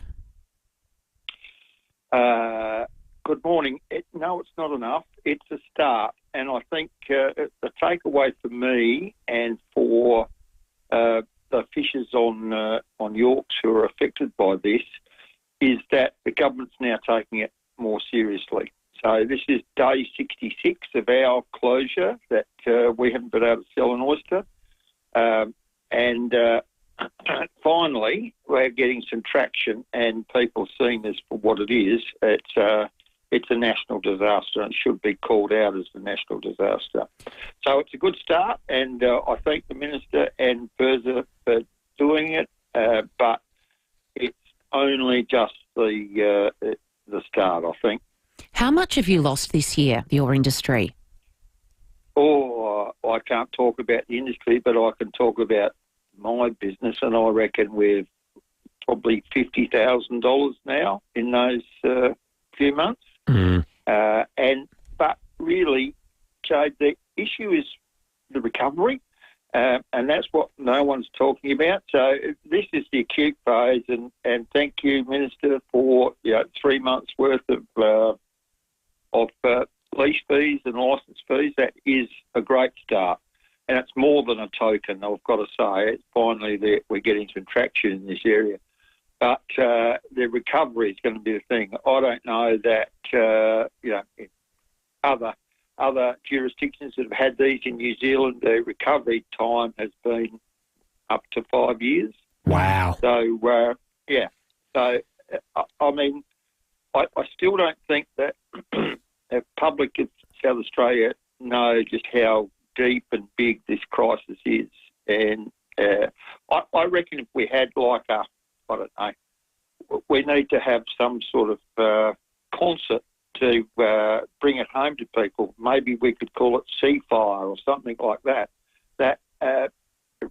Because ignorance is the big thing here. People just don't quite understand the size of the thing that we're facing out there. And Claire is quite right. It is a natural phenomenon, but like bushfires are a natural phenomenon and floods are a natural phenomenon. We don't sit back and wait for a change in the weather to fix those. If we had a fire the size of this this algal bloom, there would be royal commissions into how it started, what caused it, how we're going to fix it, how we're going to get early warning systems, how can we avoid it in the future. And there would be, importantly, recovery plans for those affected and those that have lost not only income but have lost property and those sorts of things. And that's what we're facing here, is a mammoth recovery effort that will probably need to go on for a few years, I would think. Okay, great stuff. Thanks so much for painting a picture for us there, Steve. We'll keep on moving. Paul Rogers from the Marine Fishers Association joins us on the line. Paul, you've heard both the Minister and also Steve. What's your reaction? Yeah, morning, listeners, and morning, Jade and Tom, and thanks for the opportunity. Yeah, I'm the independent chair of the Marine Fishers Association. So, as you can imagine, some of our licence holders we represent about 197 licence holders across South Australia that are the commercial finfish licence holders that produce lots of fish for the restaurants and processors around the state. And some of our licence holders have, just had an incredibly tough and traumatic 3 months since the catastrophic algal bloom has actually come through and moved through different areas. I'm calling today from Kangaroo Island, and we've been one of the worst hit areas, and some of our licence holders here have essentially had their boats tied up by the environment since about April. So, the last speaker from the oyster industry spoke about economic loss, and we've been over here staring down the barrel of significant economic loss in each of those licences, and the ability to provide fish to the local, not only the local economy over here on the island, but also the fish that moves off the island to the processors and to the restaurants over on the mainland and interstate. So, been an incredibly difficult time, and we really acknowledge and recognise the offer from the state government overnight, and much appreciate the efforts of the two ministers there, and also the other organisations that have been involved, SADI and PIRSA and others, SA Health, for getting behind the industry, if you like, over the last few weeks. It's been a time of really high uncertainty, and it's incredibly difficult to manage for high uncertainty, and we recognise that. But we also, like the oyster industry and the other industries being impacted by this, we also think it's time to get behind studying the recovery time frame and understanding, what the indicators are of that recovery and how we're now going to measure it. And just like, the last speaker actually stole a couple of my talking points in that it's just like a bushfire recovery, really, but it's going to be more difficult to understand the rate of impact and the rate of recovery. So, a very tricky time, but we're really happy about this initial support, and we'll keep working with the government on this. Minister Scriven said that aside from this grant here for your licensing, that conversation will still be ongoing in regards to other support. What does that look like for you? What would your wish list be for the industry? Well, in terms of other support, we would like to see, I guess, the continued measure of economic loss. So in that, like if the boats continue to be tied up by the bloom, in that there's just effectively no fish in the areas where the families operate, we would like to see just some continued income support where needed. But we're certainly not seeing it as an opportunity to tie up and paint up the boats and have a rest for the winter. The fishers want to get straight back out there, but the reality of it for some people is they don't have the ability or capacity to move. So some of the fishers don't have the logistical setups to be able to just move to another gulf or move to another area. And so they would just need some continued baseline support there to keep going and remain in the industry, so that when things do improve, we can get straight back out there and continue to support the local economies through fish into the processors, fish into the restaurants, supporting the local tourism, and also and all the flow-on effects for the economy. Lots of coastal areas around South Australia have huge areas of holiday accommodation and all of the chandlery shops and tackle stores and things like that are all supported by industry and supported by the different fishing sectors. So, just that broader recognition and just that continued support and the door is remaining open, which is fantastic through to government there. But there'll need to be a sustained effort there, just like after a fire or after the recovery of a fire. I think it's very similar to that, and hence that analogy has been drawn many times in the last few months. Thanks so much, Paul, for joining us this morning. Really appreciate your insight. Let's cross over now to Nicola Centofanti, the Shadow Minister for Primary Industries. Nicola, thanks so much for holding the line all that time. What's your reaction? You've heard everyone talk there. What are your thoughts? Yeah, good morning, Tom and Jade. Thanks for having me. Look, we absolutely welcome any fee relief, and we've been calling on the government to provide this relief for several weeks. But to be honest, I think many in the fishing and indeed the aquaculture industry would have been looking for something a bit more substantial, particularly into the future because, of the exceptional circumstances that we are currently seeing. And, we are concerned that it will fall drastically short of addressing this crisis, which has been unfolding in our waters across the state. And, we are calling for a full waiver of commercial fishing licence fees beyond June of this year for those affected, just in recognition of the unprecedented damage that this algal bloom has inflicted on the fishing industry. And we believe that fee relief, really should extend to quota fees as well. When boats can't go out and catches can't be made, it really is unjustified to expect businesses to pay fees that are normally based on active commercial use. And we are also calling on the federal government for fishing households to be eligible for the farm household allowance. And I've written to Minister Julie Collins on this issue. The farm household allowance is meant to be a safety net for those who put food on our table, but right now that safety net excludes commercial fishers, and these are generational businesses who are in crisis, and they're being told that they don't count. And we believe that that's not good enough, and really highlights just how outdated and inflexible our rural support systems are. So we think it's time that government recognised and extended the proper safety nets to those on the water, who really are our farmers of the sea. Thanks so much for your thoughts as well. Nicola Centofanti there, the Shadow Minister for Primary Industries. We have got to check out the traffic now. You can enjoy your outdoor area all year round with an opening and closing roof-designed, manufactured and installed area locally by Luba House. Bit of light fog on the freeway around the Crafers and Stirling area this morning. Take it easy to coming in that way today, but outside of that, looking really good for the run-in today. We're accident breakdown free, getting busy in the usual spots this morning. Anzac Highway at the Marion Road intersection, South Road sluggish at Karata Park.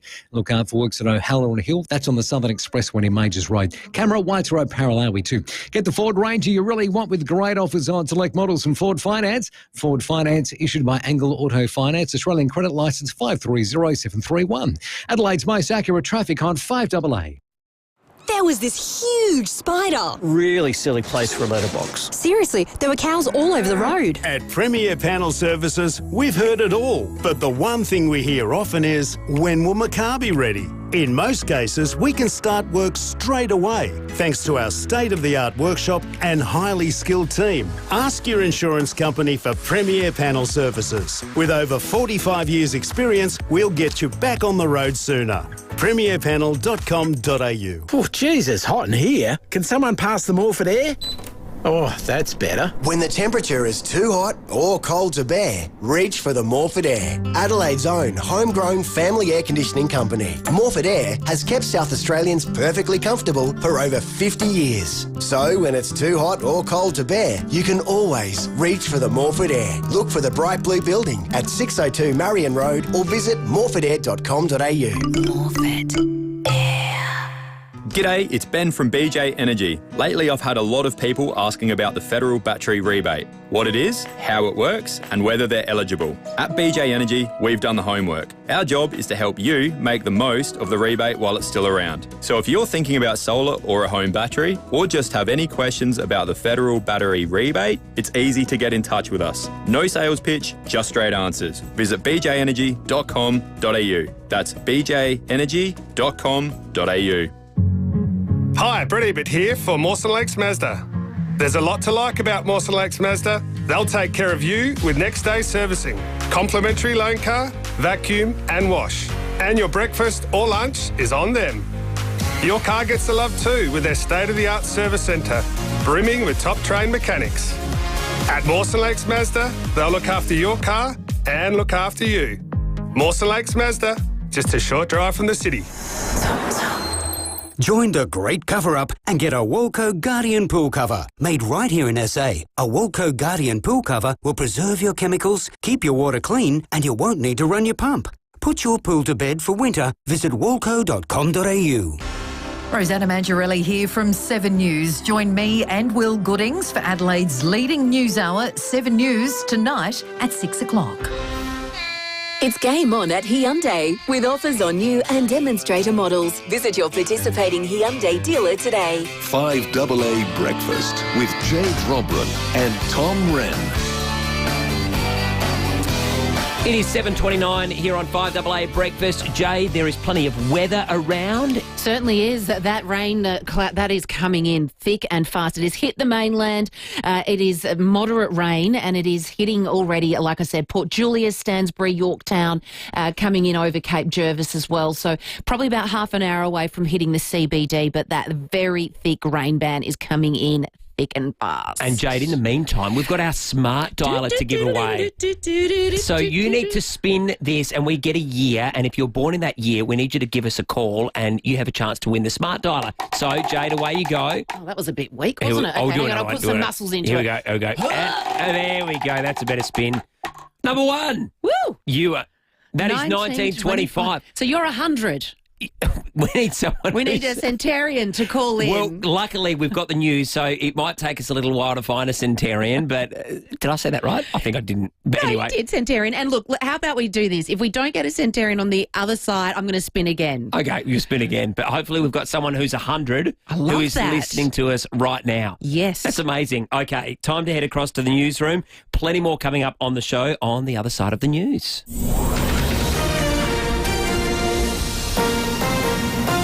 This is 5AA News, always Adelaide. Rain, windy and 12 today with the 7:30 news. Good morning, I'm Mel Usher. For the best price, quality and same-day service, trust Complete Windscreens. RAA approved, Main North Road, Prospect. There's been a police pursuit on the north-south motorway. Senior Constable Rebecca Stokes says a Holden SUV was reported doing burnouts at Blair Athol around 9:30 last night. So police called in Polaire and cordoned off the area. So the car took off from patrols, but they were able to successfully spike it as it was leaving Surrey Street. But it did continue for some time. It then made its way onto the north-south motorway. The car came to a stop on the northern connector at Waterloo Corner. A 17-year-old boy from Elizabeth Downs has been charged with engage in police pursuit, breach of bail, illegal use and carry offensive weapon. He'll front court today. A construction site on North Terrace was cordoned off around 4:30 this morning. It followed reports of a man scaling the building. No one has been located.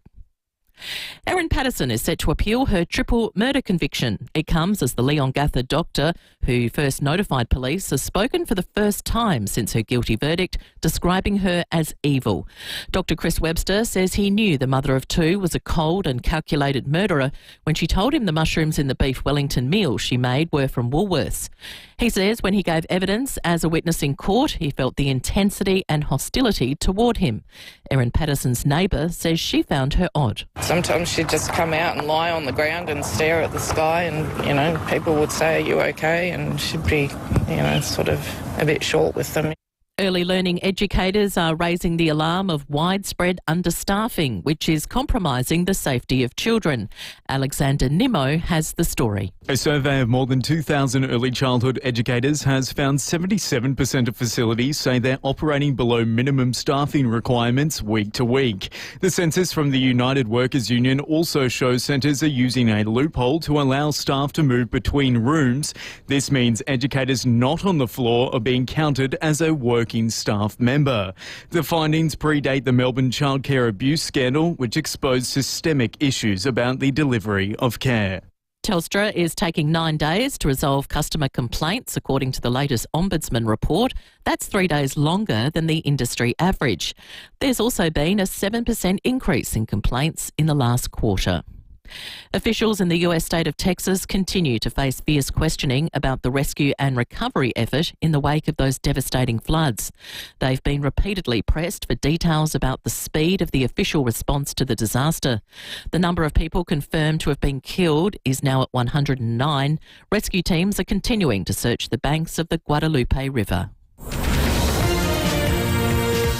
Now turning to 5AA Sport. Gliderol Garage Doors, adding strength, style and safety to your home. Gliderol.com.au. Now here's Corey Norris. Good morning, Mel. Carlos Alcaraz has broken British hearts at Wimbledon, eliminating last local hope Cam Norrie. The back-to-back defending champion winning in straight sets overnight to reach the semi-finals. Really happy with the level that I played today against a really difficult player like Cam. He's an amazing guy as well. Pretty sure there is nobody who work harder than him, and I'm just really happy to see him fighting for great things. American Taylor Fritz is also through to the semis, while Aryna Sabalenka has squeezed through her quarter-final. Luke Pedler looms as the most likely replacement for injured Crow Josh Rochelli. The star forward had surgery last night to repair damage to his left knee. There's a push for the AFL to bring back State of Origin as attention turns to Rugby League Series decider tonight. Giants captain Toby Green telling Fox Footy every footballer would accept the call to represent their state. And I think every player would pretty much say yes. We're sort of probably the opposite to those boys, where they get exposed to a lot of sort of international and rep footy, whereas we don't get anything. So, yeah, I reckon pretty much every player that gets picked would say yes, so I'd love to see it. And the Matildas have scored an injury-time goal to defeat Panama 3-2 in a soccer friendly in Perth. And that's the 5AA sport.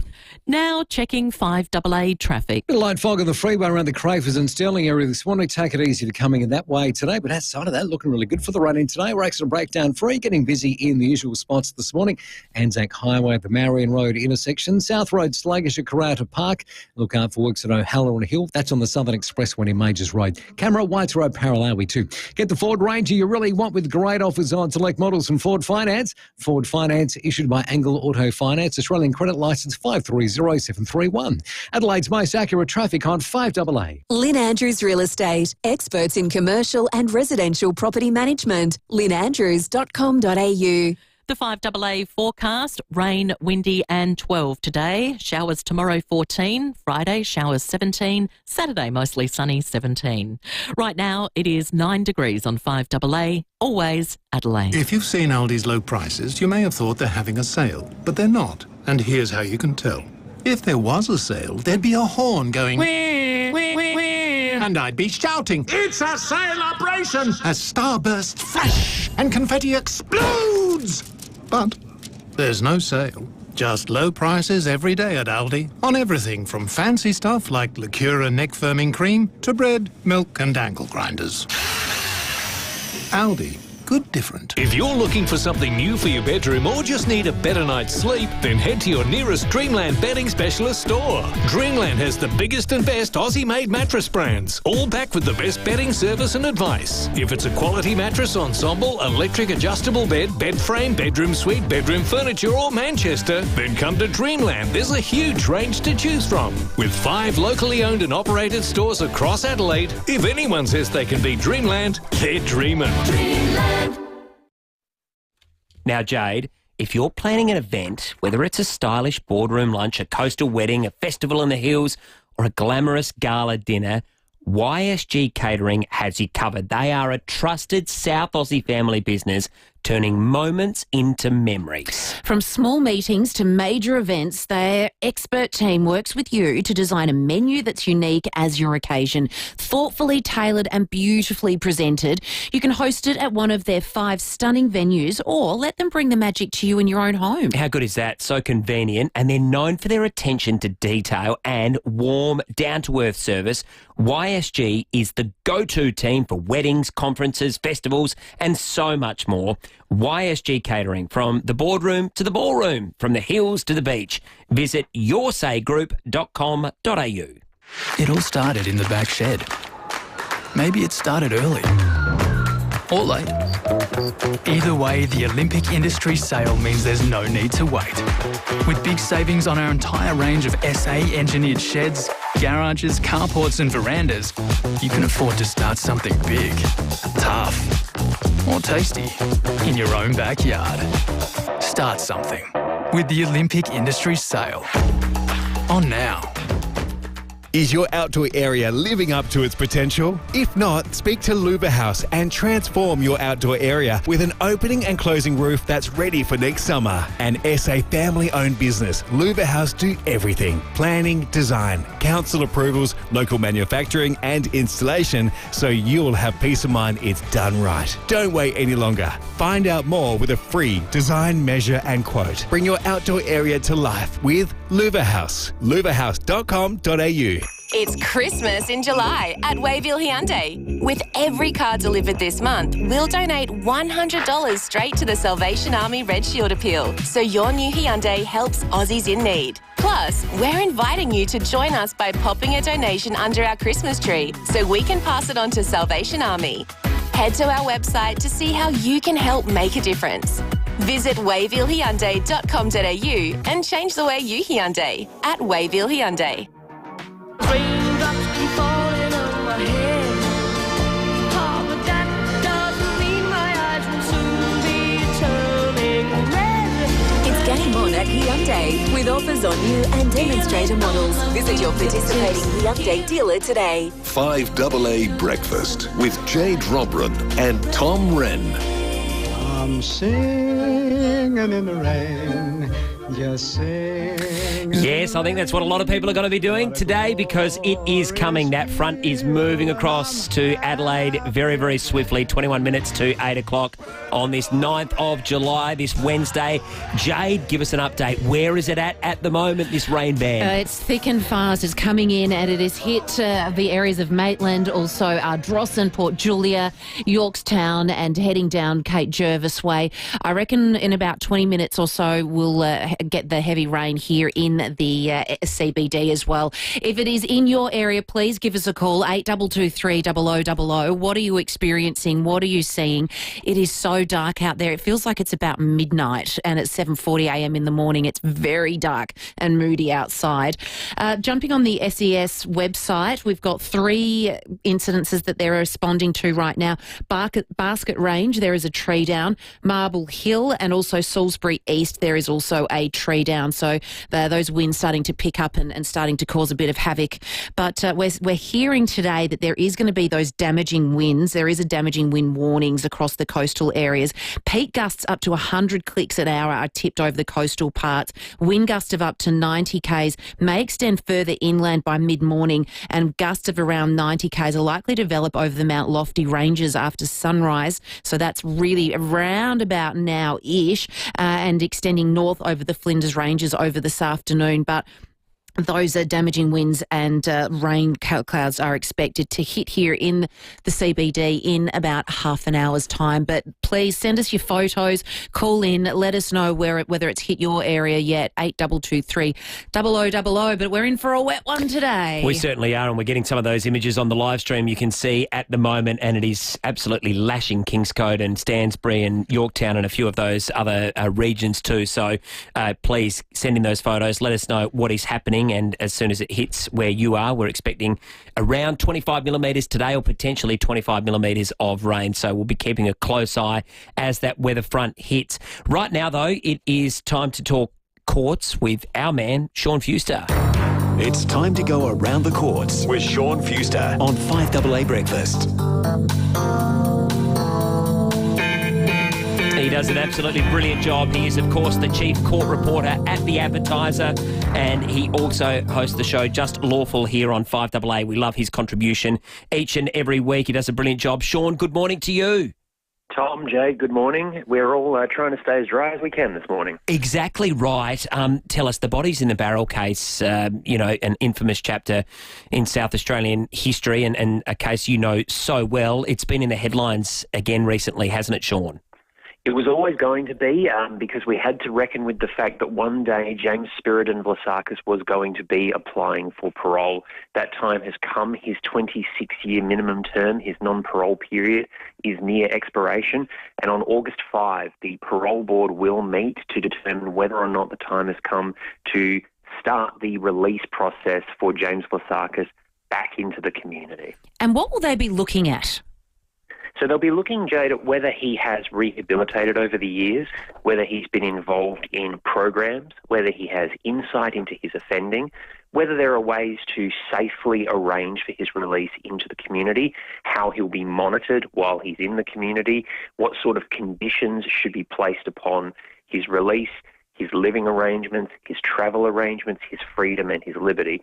Because what we've got to remember is, as upset as some people will be to hear that one of the bodies in the barrel's killers is about to be released, it's not released in the true sense, because when you are sentenced to life you remain sentenced to life for the entire period of your life, which means Lasakis will never breathe a day outside of prison in freedom. He will always be monitored. He will always be carefully supervised. He will always be one wrong foot away from going back into a cell. It's interesting, the parole board chair said that, he was quite brave because he gave evidence against the other two perpetrators. I wouldn't call him brave, would you? I mean, this isn't going to really fly with the public. This was so gruesome. It's so gruesome, but there's a tonal disconnect here, and I want everybody to give me a bit of patience for a second as I say this, because this is very difficult to parse out, but this is how complicated we get quite often when we talk about things on Just Lawful as well. We have a system that says that we want people to serve their time, rehabilitate, and come out better than they were. These crimes are inexcusable. There is nothing that can ever in any way, shape or form make up for what Lasakis did, who Lasakis killed, and what Lasakis took part in. But in terms of satisfying the letter of the law, and I'm just talking the letter of the law here, the boxes that you need to tick in order to get parole, he gave evidence against the others, he pleaded guilty, he served his full time, and from what Francis Nelson has said, he has taken those rehabilitative steps inside prison. So he's done everything that we as a society ask of someone to do if they're a prisoner. The balance here is whether that is enough in our hearts and minds versus the sheer unmitigated gravity of what he did and what he allowed to happen and what he participated in. It's fascinating, isn't it, Sean? And one of the other intriguing aspects I've found is images of Lasakis have been suppressed for the past 20 years, and that's, I think, to help with his safety. Is that right?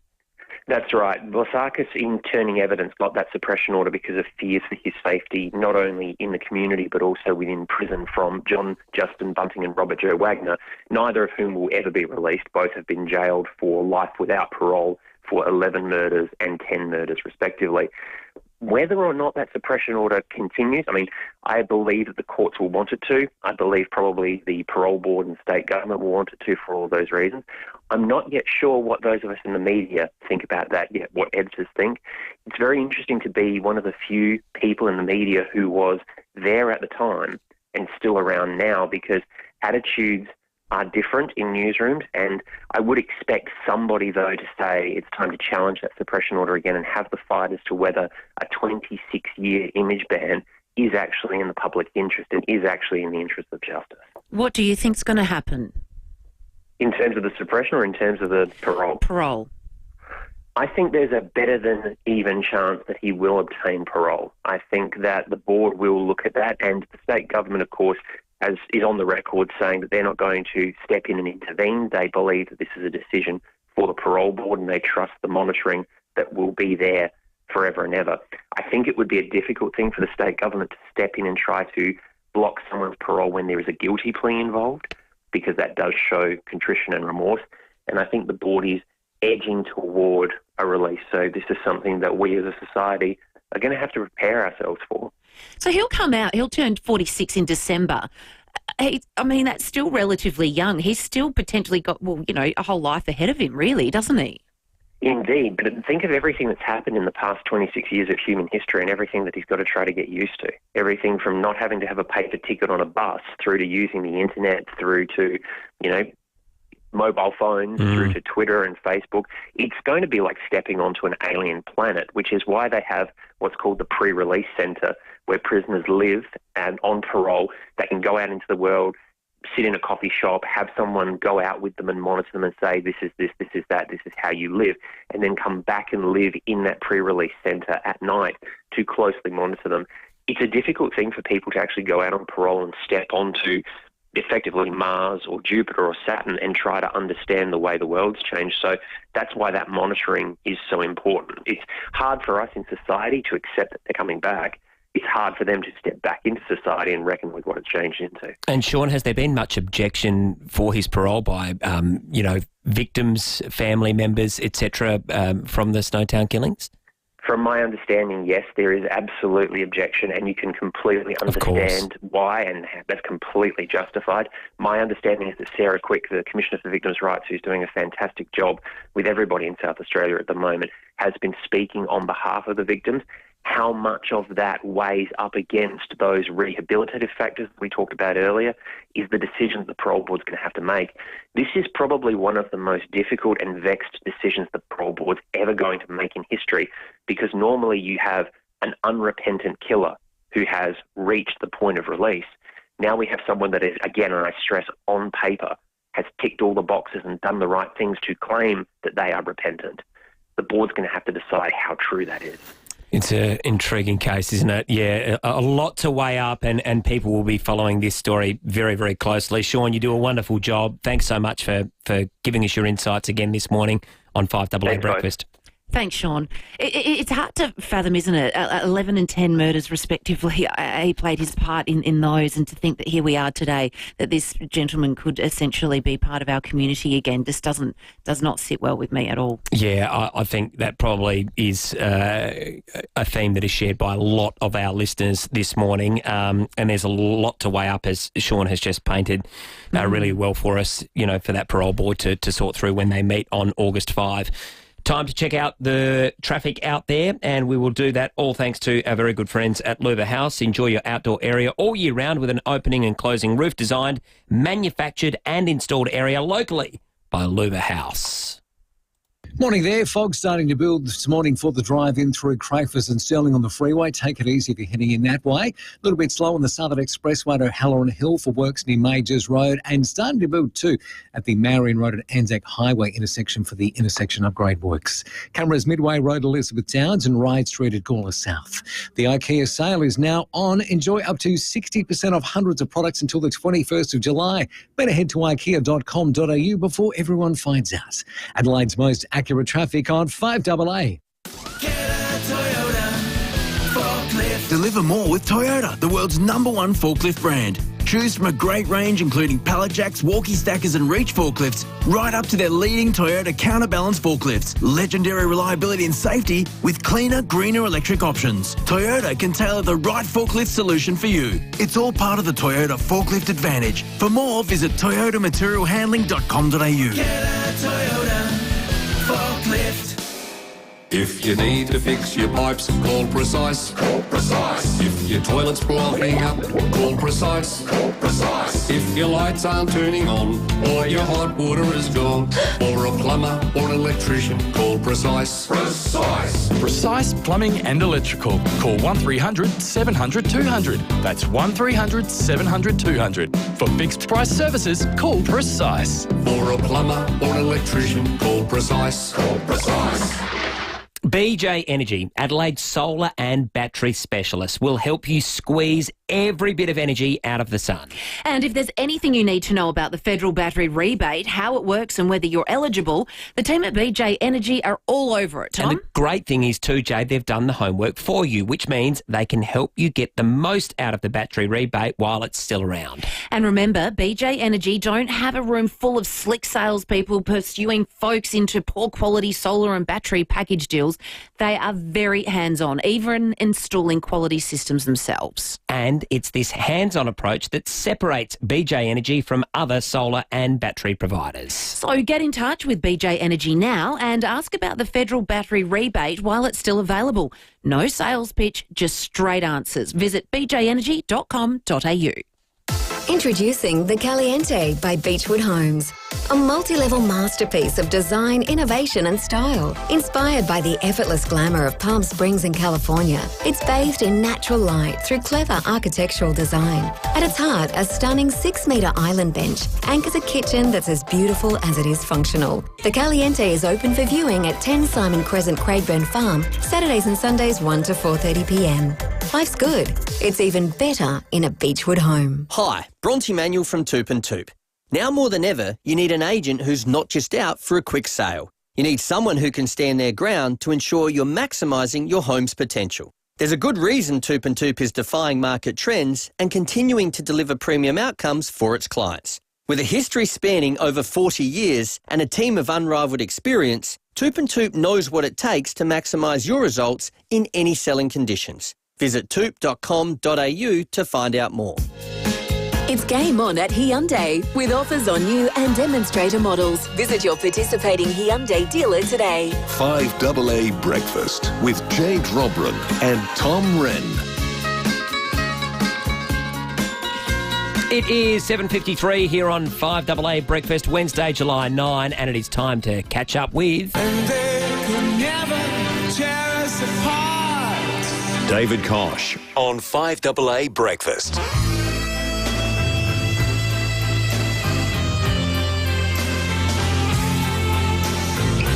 He's the Port Adelaide Chairman and also the Chair of Economics, Compare the Market Economic Director, David Koch. David, good morning to you.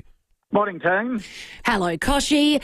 Hey, we read in the papers this morning that Mr. Corns is leaving the house. Yeah. It's the Coaches Association says, look, if you're going to make any changes to assistant coaches for next season, clubs have to let them know by the 1st of August. Josh Carr, of course, coming in as head coach next year. Josh wants to make a few changes to the coaching staff, and Chad is a legend of the Port Adelaide Football Club, Hall of Famer, and we just wanted to give him early notice so he can get a head start on making plans for next year. He's been just a sensational part of the coaching group for years now. He and Ken have built a real bond, but change brings of head coach brings change of assistant coaches. So we wish. I was going to say we wish Chad all the very best for the future, which we do, but he will always be part of Port Adelaide Football Club and one of our great characters. He is an absolute legend, you're right, Koshy, but I guess this is it's a business, isn't it? And Josh wants to bring in his people and the team he wants to have moving forward. That's the reality of it. Yeah. And look, as a club, you've got to keep evolving as well, whether it's at a board level, whether it's at a executive level, whether it's you've got to have stability, and we're a great example of how you can build a great club on the back of stability, but there are times where you've just got to keep tinkering with it to get the very best. It's a performance-related industry, and changes of a head coach bring those sorts of changes.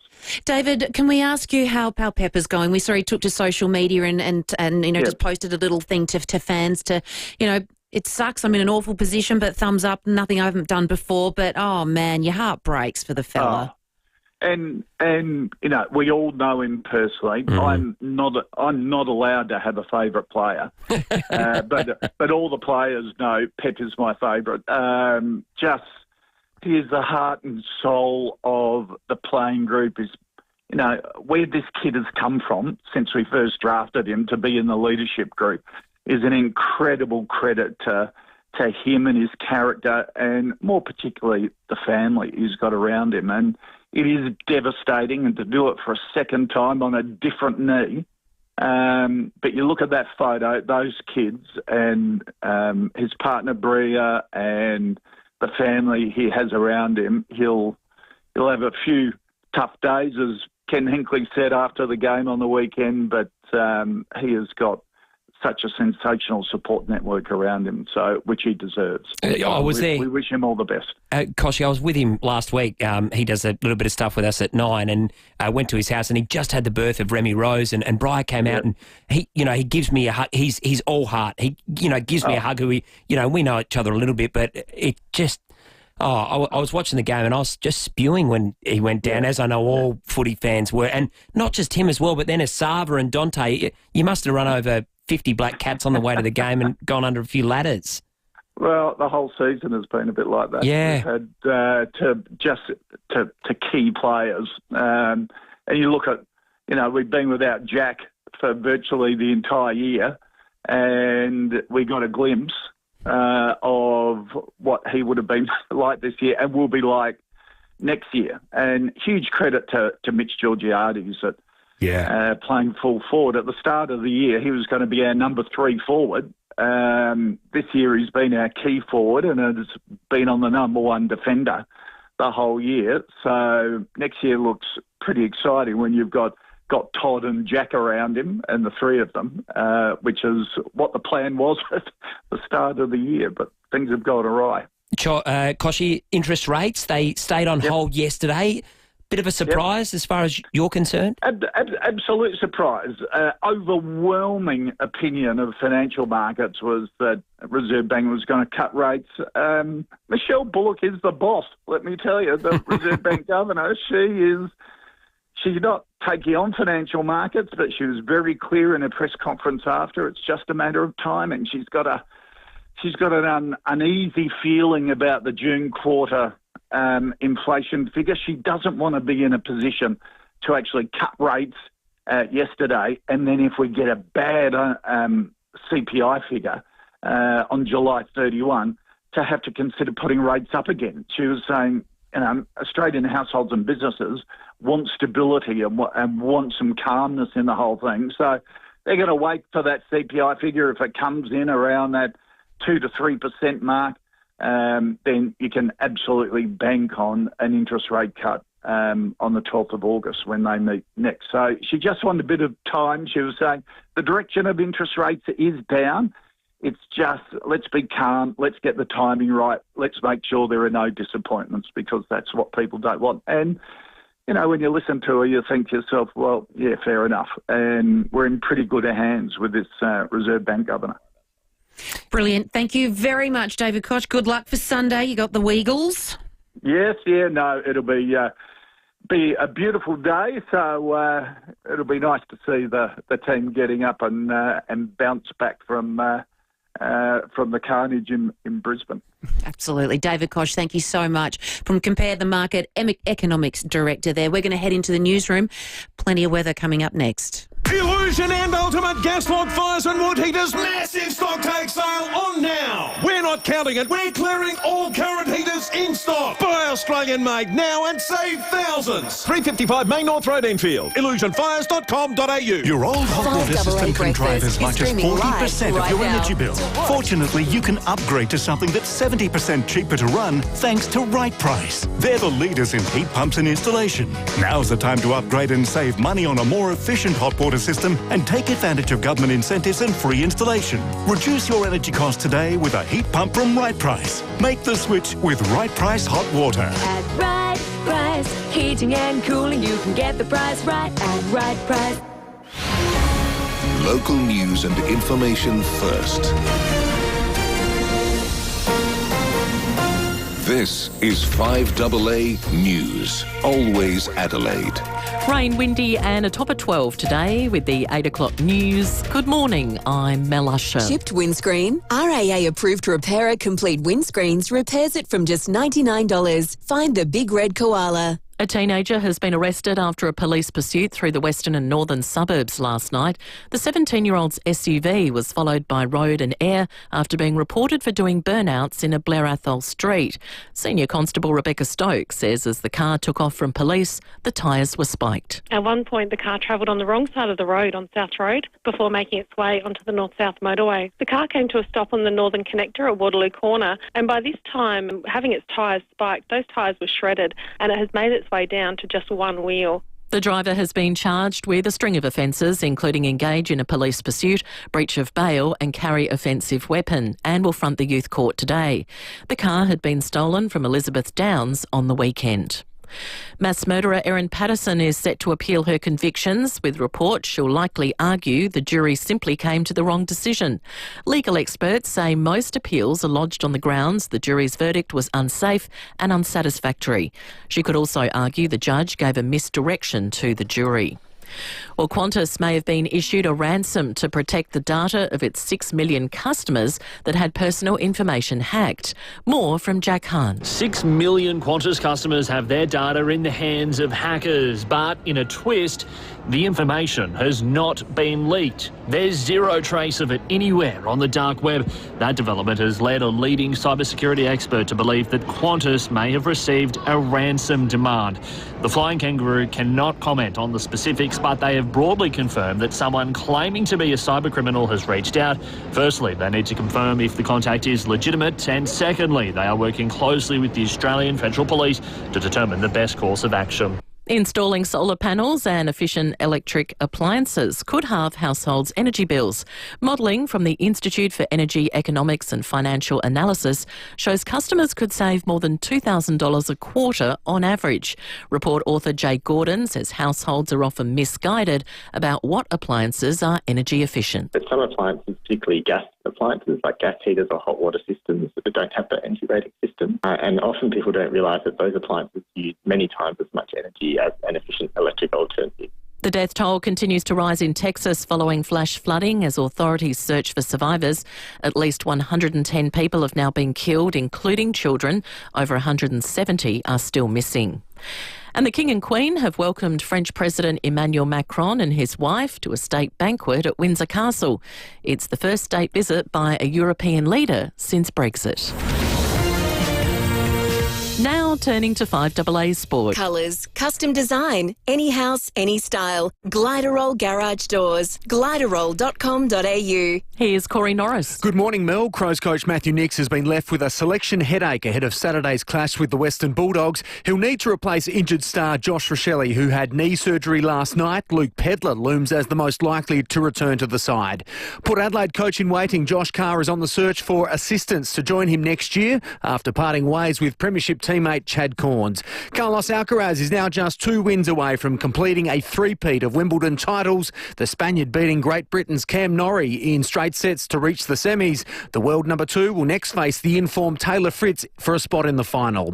Aryna Sabalenka has just scraped through to make it into the women's semi-finals. Craig Gabriel reports. Laura Siegerman has a superstition of not stepping on the lines between points, but she certainly was stepping on the toes of Aryna Sabalenka, but not quite enough as the world number 1 rallied from a breakdown in the decider to reach the semis for the third time. The score 4-6, 6-2, 6-4. On court 1, Taylor Fritz accounted for Kahen Hashanov in 4 sets to be the first into the semis for the first time at Wimbledon.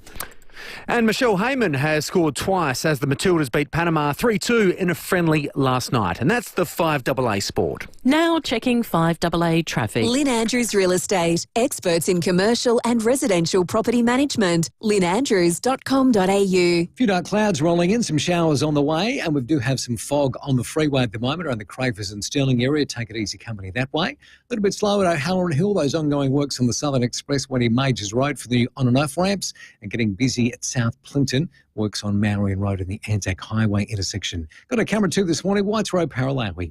Today at Harvey Norman, save over $500 on the Sony Bravia 55-inch 4K Google TV, now under $1,000. More deals in store and online. Go Harvey Norman. Adelaide's most accurate traffic on 5AA. The 5AA forecast, rain, windy and 12 today. Showers tomorrow 14. Looking ahead Friday, showers and 17. 17 again on Saturday and mostly sunny. Right now it's 9 degrees on 5AA, always Adelaide. In Adelaide and across South Australia, this is 5AA, always Adelaide. Hi, Daniel Talia here, General Manager of Home. That's HAUME. Put simply, we buy homes. If you've received a letter from us in your mailbox, don't throw it away. You may be throwing away a golden opportunity to sell your home at market value. With zero effort, advertising fees or commissions, you'll save thousands of dollars. If you've received a letter from us, it means we're serious about buying your home. For more info, visit home.com.au. That's HAUME.com.au. Let's be honest, sometimes it's not selective hearing. If someone close to you sometimes seems withdrawn or they struggle in noisy places, it might be time for just a gentle nudge towards a hearing check. And the thing is, Can Do Hearing makes it easy with 7 convenient locations across SA, including their new Unley Clinic. They offer expert audiologists and SA's widest range of hearing aids tailored to your lifestyle goals. So whether it's hearing the doorbell or enjoying dinner in a busy cafe, there is a solution that fits. Profit support Can Do for Kids, helping children with hearing and vision loss thrive. Right now, Can Do for Kids is building a beautiful outdoor play and sensory area so kids with extra needs can feel safe, included and confident while they play. The project already has some wonderful sponsors, but they're looking for more helping hands. If you or your business can support this important space, please do. Book online at candohearing.com.au or donate at candoforkids.com.au.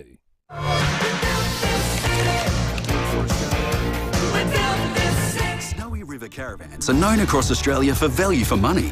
And now you can find them right here on North East Road, Valley View. Ready to escape the ordinary? Come see why more Australians are making the move to Snowy River. They're strong, lightweight and ready for anything the road throws your way. Visit snowyriveradelaide.com.au or better yet, drop by 817 North East Road, Valley View.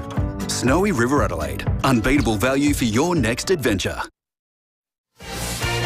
It's game on at Hyundai with offers on new and demonstrator models. Visit your participating Hyundai dealer today. 5AA Breakfast with Jade Robran and Tom Wren. We're going to be here all week too, and for the rest of next week. David and Will off for a couple of weeks, but Jade Robran, Tom Wren with you. We're having a ball into the final hour here on 5AA Breakfast this morning. A lot to talk about this hour. British and Irish Lions are coming to SA on Saturday. We're going to talk about Illuminate. We'll also discuss childcare centres. They've been in the headlines for all the wrong reasons. But Jade, another big talking point this morning as people wake up is the rain. Where is it? It's closing in. It is. It's coming in thick and fast. A really long band of weather. It's coming in over the southern areas now. It's heading down towards KI, Old Victor Harbour. That's going to cop an absolute drenching in and around there. Port Noarlunga, McLaren Vale, all coming in very thick and fast along there. But it is probably going to hit the CBD, I'd say, in about 15, 20 minutes' time. The wind gusts are really strong at the moment. Loving your messages coming in, guys. So please keep them coming, and your phone calls, 8223 0000. A weather warning, a strong weather warning and damaging wind warning is being held today, more so this morning into the afternoon. Could be expecting winds of up to 100 k's per hour. So that is huge. And a couple of reminders out here. Got a message here from Joe. Morning, Tom and Jade. I optimistically rode my bike to work this morning, thinking I'd be in between showers. Nope.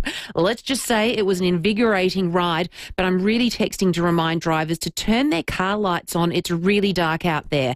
Yes, it is. It feels like it's actually nighttime out there. And I'm surprised how many people get in their car and don't turn their lights on in conditions like this. So fantastic reminder, Joe. Thank you.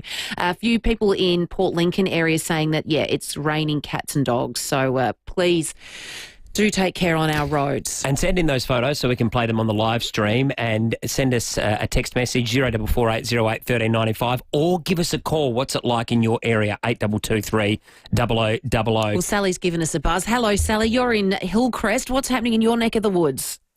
So I had to go down to Rosewater this morning, and it was dry the whole way down there. Got to Rosewater and it was like a fine, misty rain. And then by the time I got to the intersection of Port Wakefield, Churchill Road, North Montague Road there, Cavan, Paraka area, it was coming down quite heavy. The wipers had to work quite hard. And then by the time I got a bit further into Paraka, it was totally dry.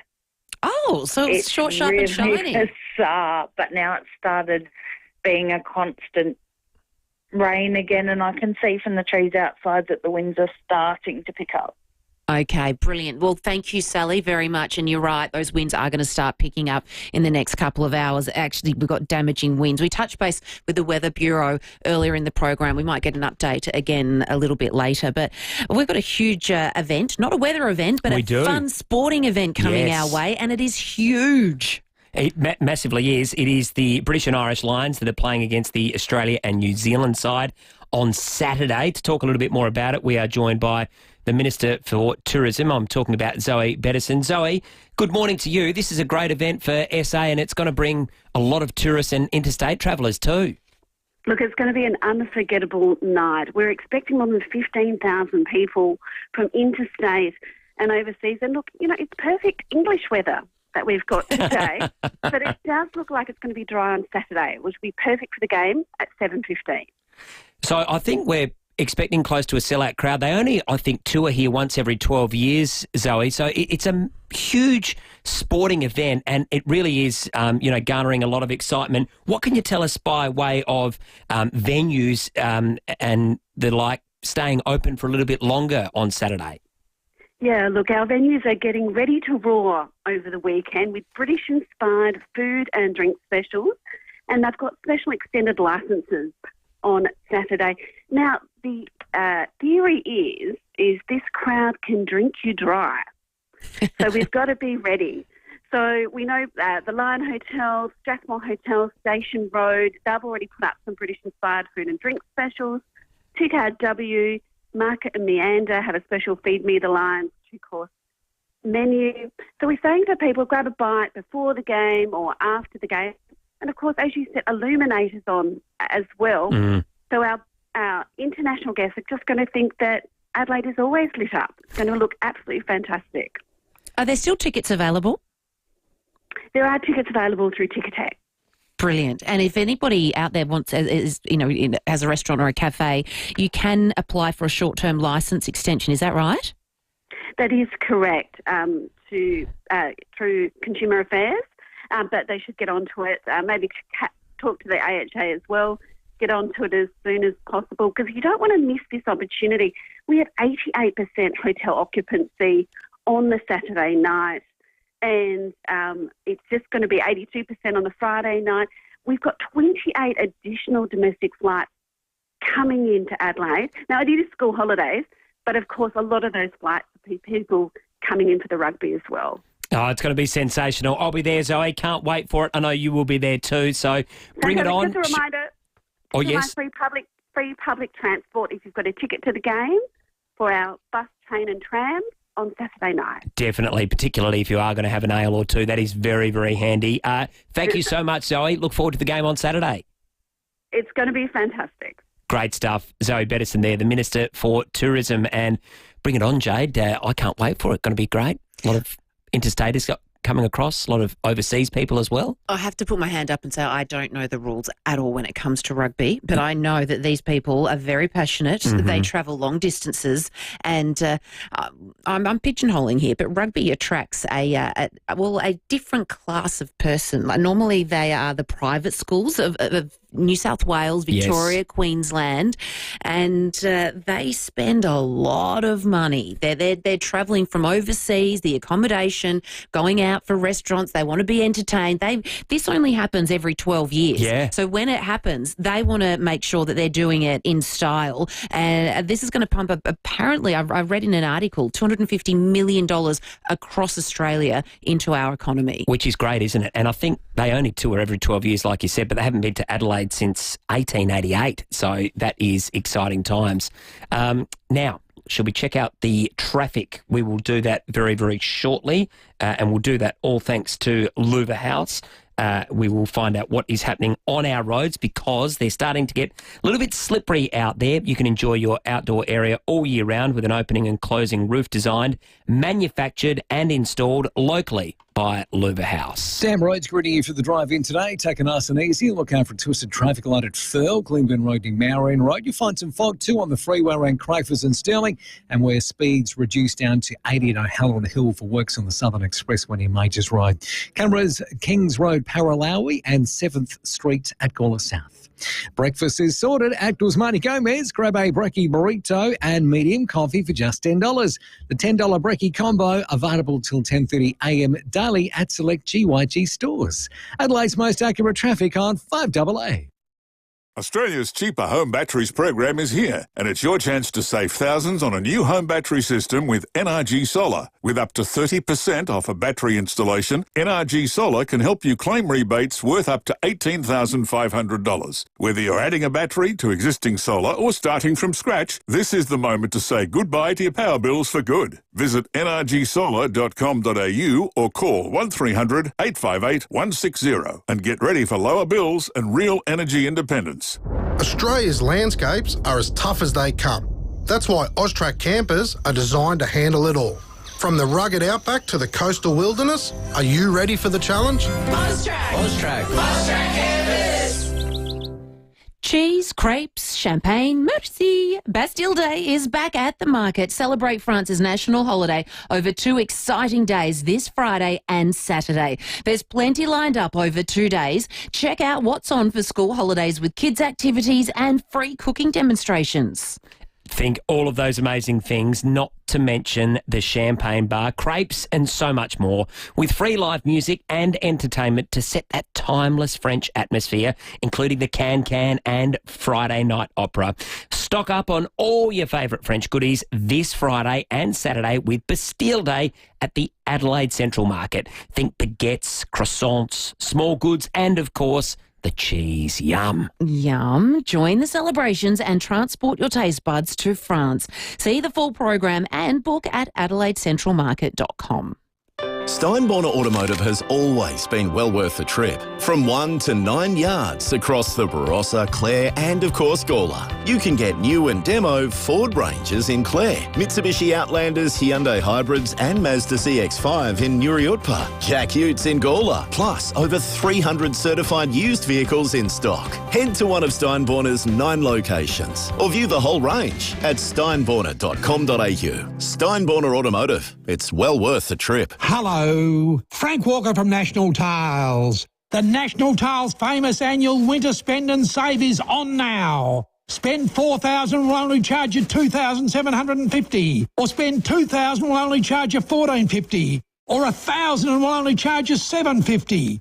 Don't miss the National Tiles famous annual winter spend and save on now. So rush into a National Tiles store near you, or go online at nationaltiles.com.au now and save. Conditions apply. Your old hot water system can drive as much as 40% of your energy bill. Fortunately, you can upgrade to something that's 70% cheaper to run thanks to Right Price. They're the leaders in heat pumps and installation. Now's the time to upgrade and save money on a more efficient hot water system and take advantage of government incentives and free installation. Reduce your energy costs today with a heat pump from Right Price. Make the switch with Right Price Hot Water. At Right Price, heating and cooling, you can get the price right at Right Price.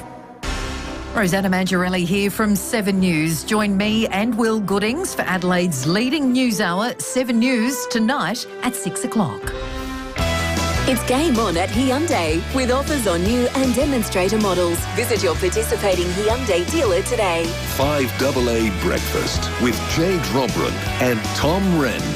Been a busy morning and will be until 9 o'clock when we finish up, and then Graham Goodings will keep the mood going with mornings. He's looking forward to a big show, 20 past 8, Wednesday, the 9th of July. We're keeping a very close eye on this weather band as it crosses and gets very close to Adelaide. It's only about 10 or 15 minutes away from really hitting. We're going to also talk a few things, Illuminate in a moment. We'll talk childcare centres as well, Jade, in the next 40 minutes or so. Do you collect any memorabilia? No, not really. I'm not a huge memorabilia fan. I'm a bit of a hoarder. I'm not good at throwing things out. Yeah. What do you hoard? Oh, I don't know, just rubbish, I suppose. I'm just not good at throwing things out. Oh, see, I throw everything out. See, that's good. Yeah, I think that says something about you and I, really, doesn't it? Yeah. We'll need to get someone to psychoanalyse us. I don't like to hold on to anything. Oh, out it goes. Just if I gone. haven't worn it or used it or anything like that for a year, off it goes. I'm always Out it goes. worried. I'm like, I better not, just in case. I'm sort of that kind of person. Interesting. So, yeah, See, opposites hopeless. attract. And I'm a procrastinator too. I just get things done. Yeah, it's good. Good. I wish We I are had more of that. complete opposites. We aren't are opposites. Now, the reason I ask about the memorabilia, because the 1981 Brownlow medal, it's officially up for grabs. So it was won by the late Barry Round at the Swans, and his family are going to be putting it up for auction in late September. That's a big move, I reckon, for a family to offload something like that. Yeah. I don't know what it would fetch. I don't know what a Brownlow medal would fetch, but I feel like that's something that you'd keep in your family forever. I would think so. And I also think, yeah, I mean, good luck to you if you are one of the people that go and buy it, but you didn't earn it. You didn't win it. So I don't know what the attraction is to actually have that. No, but let's ask our listeners what they collect. What's the memorabilia? What's something that they've got at home that is really significant? Have they come across something like maybe a Donald Bradman bat? My mum bought one at auction many, many moons ago, and we've got one hiding in our cellar. Oh, I like that. Yeah, I don't know what it'd be worth these days, but 8223 0000, what significant memorabilia? What's something precious that you've got? I like at it, home? Jade. Also, it is 25 years since the making and release of this amazing movie. Dad reckons Mum is the greatest cook on earth. What do you call that, Dal? Sponge cake. Beautiful. And what's that stuff on top? Icing sugar. How is it, kids? Now, why would you want to go out to a restaurant when this keeps coming up night after night? This is beautiful, Dal. What do you call these things again? Rissoles. Everybody cooks rissoles, Dale. Yeah, but it's what you do with them. Mum reckons the trick is you don't use mincemeat. She gets topside and crushes it. Is that right, Dal? Yeah, Well, silver it's side. She gets silver side and she'll crush that too. Dad, guy's selling a pair of jousting sticks. Joust? Tell him he's dreaming. How good is that? The castle. Maybe you could take the Brownlow medal to the pool room if you were to buy it. Have you got any thoughts? We'd love a call, 8223 0000. They're having their 25-year reunion. Should it be a remake, Jade? What other movies would you like to see remade, or is The Castle just one that needs to stand on its own? You can't remake it. It's probably too hard, isn't it? I'd love to see, because there'd now be grandchildren involved, Yeah. and you could really ham it up and have a hell of a lot of fun. It was such an iconic movie, wasn't it? There were so many great themes through They're it. coming back together for I believe, an Uber Eats ad. So we will get a little snippet of the creators bringing it back together. So let's see if in 30 seconds it's worth extending it to a remake of 2 hours. I like it. But we're talking memorabilia and a walk down memory lane. What have you got hiding in your pool room? 8223 0000. Okay, so couple of celebrities. I was reading about this morning too. Amal and George Clooney. George Clooney being the movie star and his beautiful wife Amal. They have got a phone-free zone in their home. So anyone that comes to visit, they have to either switch their phone off or just leave it in the car. But it is a phone-free zone, which I don't mind. It's a good idea. Yeah. As someone else going offline right here in Adelaide is Inka, the Offline Club founder, all part of Illuminate. To explain it, she joins us on the line. Hi, how are you? Hi, it's a guy. How are you doing? I'm really good. Good morning to you. worries. Tell us all about this. This is a first time and an exclusive at Illuminate Adelaide. Yeah, first time in Australia even to be hosting our Offline Club event, so we're honoured to be at Illuminate. So tell us what it's all about, Ilya. What are you going to actually be doing, and what can people expect? Yeah, so it's all about disconnecting from your phone, but that's just a means to an end. So when people come at our events, the first thing they do is they put their phone in our phone hotel. And then the events alternate time to connect with yourself and time to connect with others.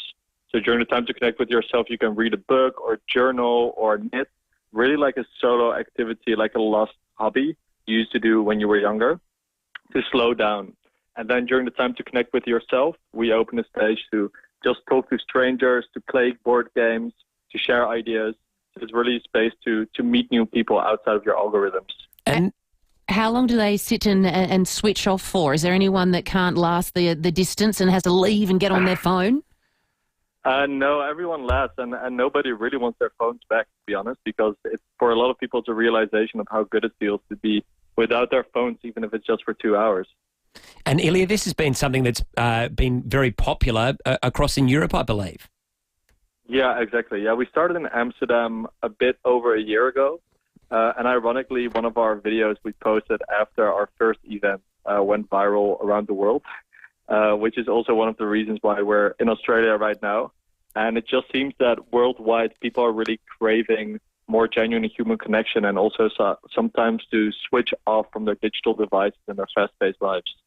And for people that want to go along, it's all happening now. What's the best way to do that?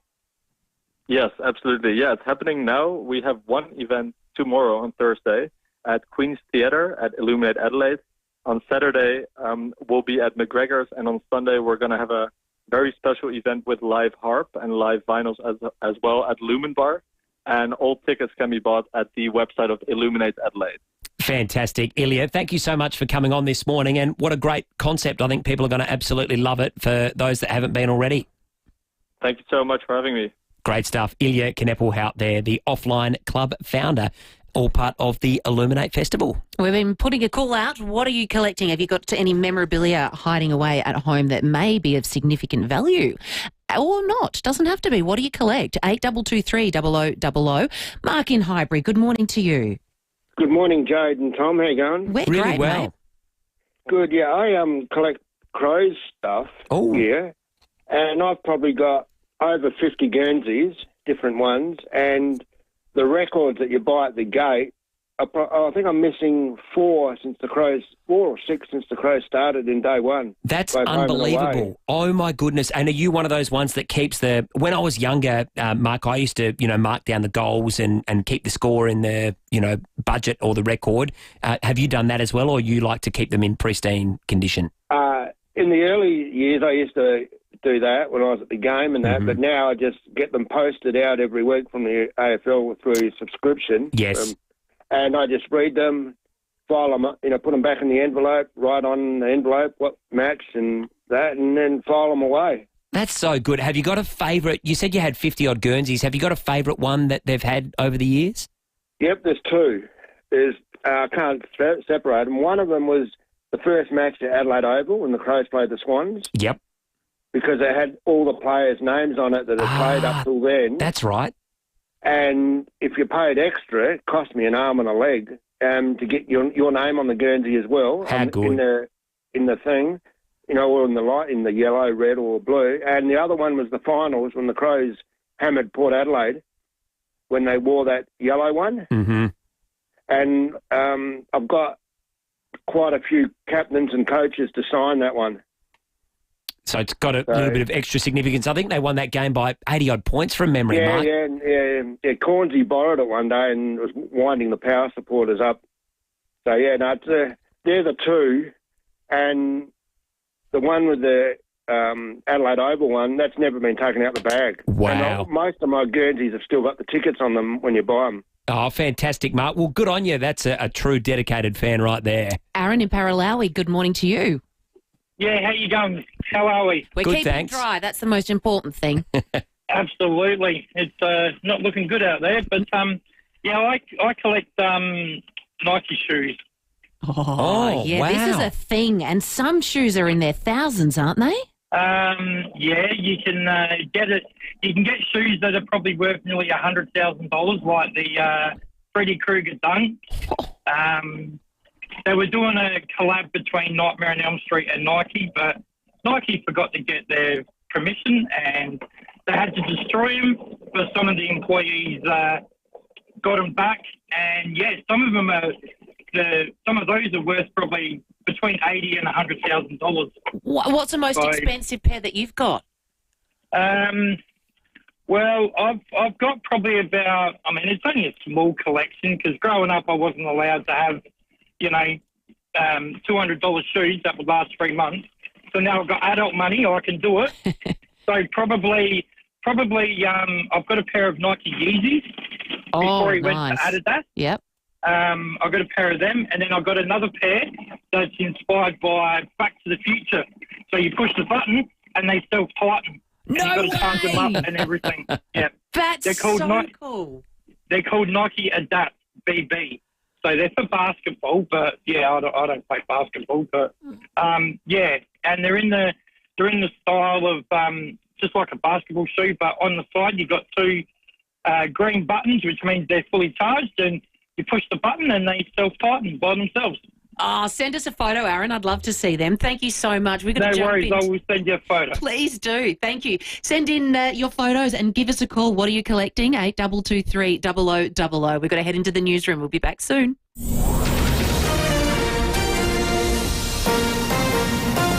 This is 5AA News. Always Adelaide. Rain and windy today with a top of 12. With the 8:30 news, I'm Mel Usher. Make RAA-approved windscreen repairer Complete Windscreens your insurer repairer of choice. Visit completewindscreens.com.au. A 17-year-old has been arrested after a police pursuit last night. His SUV was followed after being reported for doing burnouts at Blair Athol.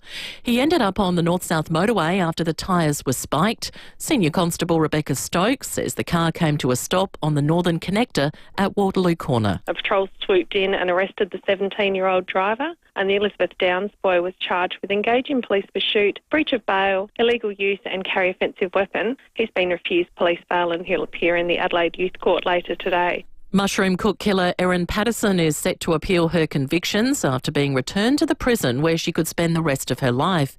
Isabel Quinlan has more from Melbourne. It comes after Leongatha GP Dr Chris Webster shed light on his interactions with the killer cook following the fatal lunge and why he called authorities. Dr Webster said he found her behaviour very cold and calculated after she presented to hospital saying she had gastro symptoms. He raised the alarm with authorities after she refused treatment and discharged herself from hospital within minutes of arriving after potentially being exposed to death cap mushrooms. He says when she didn't explain it was a tragic accident, he knew in that moment she was guilty, labelling her actions as evil and sociopathic. A cybersecurity expert believes Qantas has been issued with a ransom demand over a recent data breach. More than 6 million passengers have been caught up in the hack. The national carrier says a potential cyber criminal group has made contact with federal police investigating. Scientists have found a new way to extend the lifetime of a quantum battery by 1,000 times. A team from RMIT University and the CSIRO built and studied 5 devices, which allowed energy to be more efficient. Previous devices stored energy as quickly as they charged. Co-author Daniel Tibbin says the study paves the way for improved designs. We made a small device about the size of a fingernail and were able to show that utilising quantum mechanics and the absorption of light that we could charge our battery very quickly. The 2025 Sala Festival program has been unveiled with more than 700 exhibitions and events. Artists across the state will share their creativity next month for the 28th South Australian Living Arts Festival. CEO Bridget Alfred says it's a bumper program this year. It's border to border and it's really full. We've got lots of regional activity this year, so there'll be some great DIY regional tours that we'll be putting up on the website come August. People can take themselves out for a day trip or even make it a weekend. Now turning to 5AA's sport. Gliderroll Garage Doors, adding strength, style and safety to your home. Gliderroll.com.au. It's over to Corey Norris. Very good morning, Mel. Port Adelaide Chairman David Koch has told 5AA Breakfast that coach-in-waiting Josh Carr is keen to make a fresh start. His first big move, parting ways with premiership teammate Chad Corns. Look, as a club, you've got to keep evolving as well. You know, whether it's at a board level, whether it's at a executive level, whether it's you've got to have stability, and we're a great example of how you can build a great club on the back of stability. But there are times where you've just got to keep tinkering with it to get the very best of it. Crow star Josh Rachele will be out of hospital this morning after undergoing surgery to repair damage in his left knee. He's expected to be sidelined for 8 weeks with an aim of returning during Adelaide's finals campaign. Carlos Alcaraz has broken British hearts at Wimbledon, eliminating the last local hope Cam Norrie. The back-to-back defending champion winning in straight sets overnight to reach the semi-finals where he'll face American Taylor Fritz. And the Matildas have scored an injury-time goal to defeat Panama 3-2 in a soccer friendly in Perth. And that's the 5AA Sport. Now checking 5AA traffic. Lynn Andrews Real Estate, experts in commercial and residential property management. lynnandrews.com.au. Morning there at Firle. Twisted traffic like Lynburn Road near Marion Road. Bit of fog on the freeway around Crafers and Stirling at the moment. Take it easy on the drive-in through there. Rainy conditions too, greeting you for the drive-in, and look out for works at Queenstown Port Road near Weber Street. Cameras this morning, 7th Street, Gawler South and Kings Road, Paralawi. Set sail in style with Flight Centre's luxury luxury cruise sale and save up to 40%.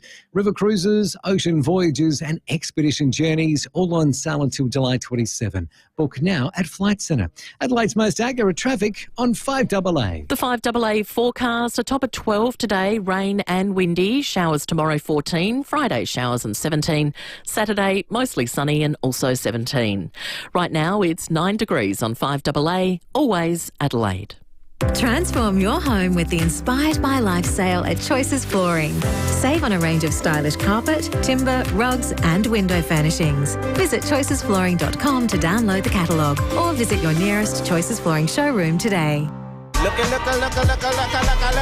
look at shorty got back. Should I ask her for a dance? Hold on, there's too many in the wolf pack. The all-electric Kia EV3, crowned the 2025 World Car of the Year. Awarded for its record 604 kilometres of all-electric range and fast-charging capabilities. The Kia EV3 is your 2025 World Car of the Year. Visit kia.com.au to find out more. Kia, movement that inspires. Fair to say we've all got a bit of clutter at home and in the workplace. Thankfully, clutter and mess is no match for Charmin Shelving. Imagine a space where everything has its place and it's easy to access.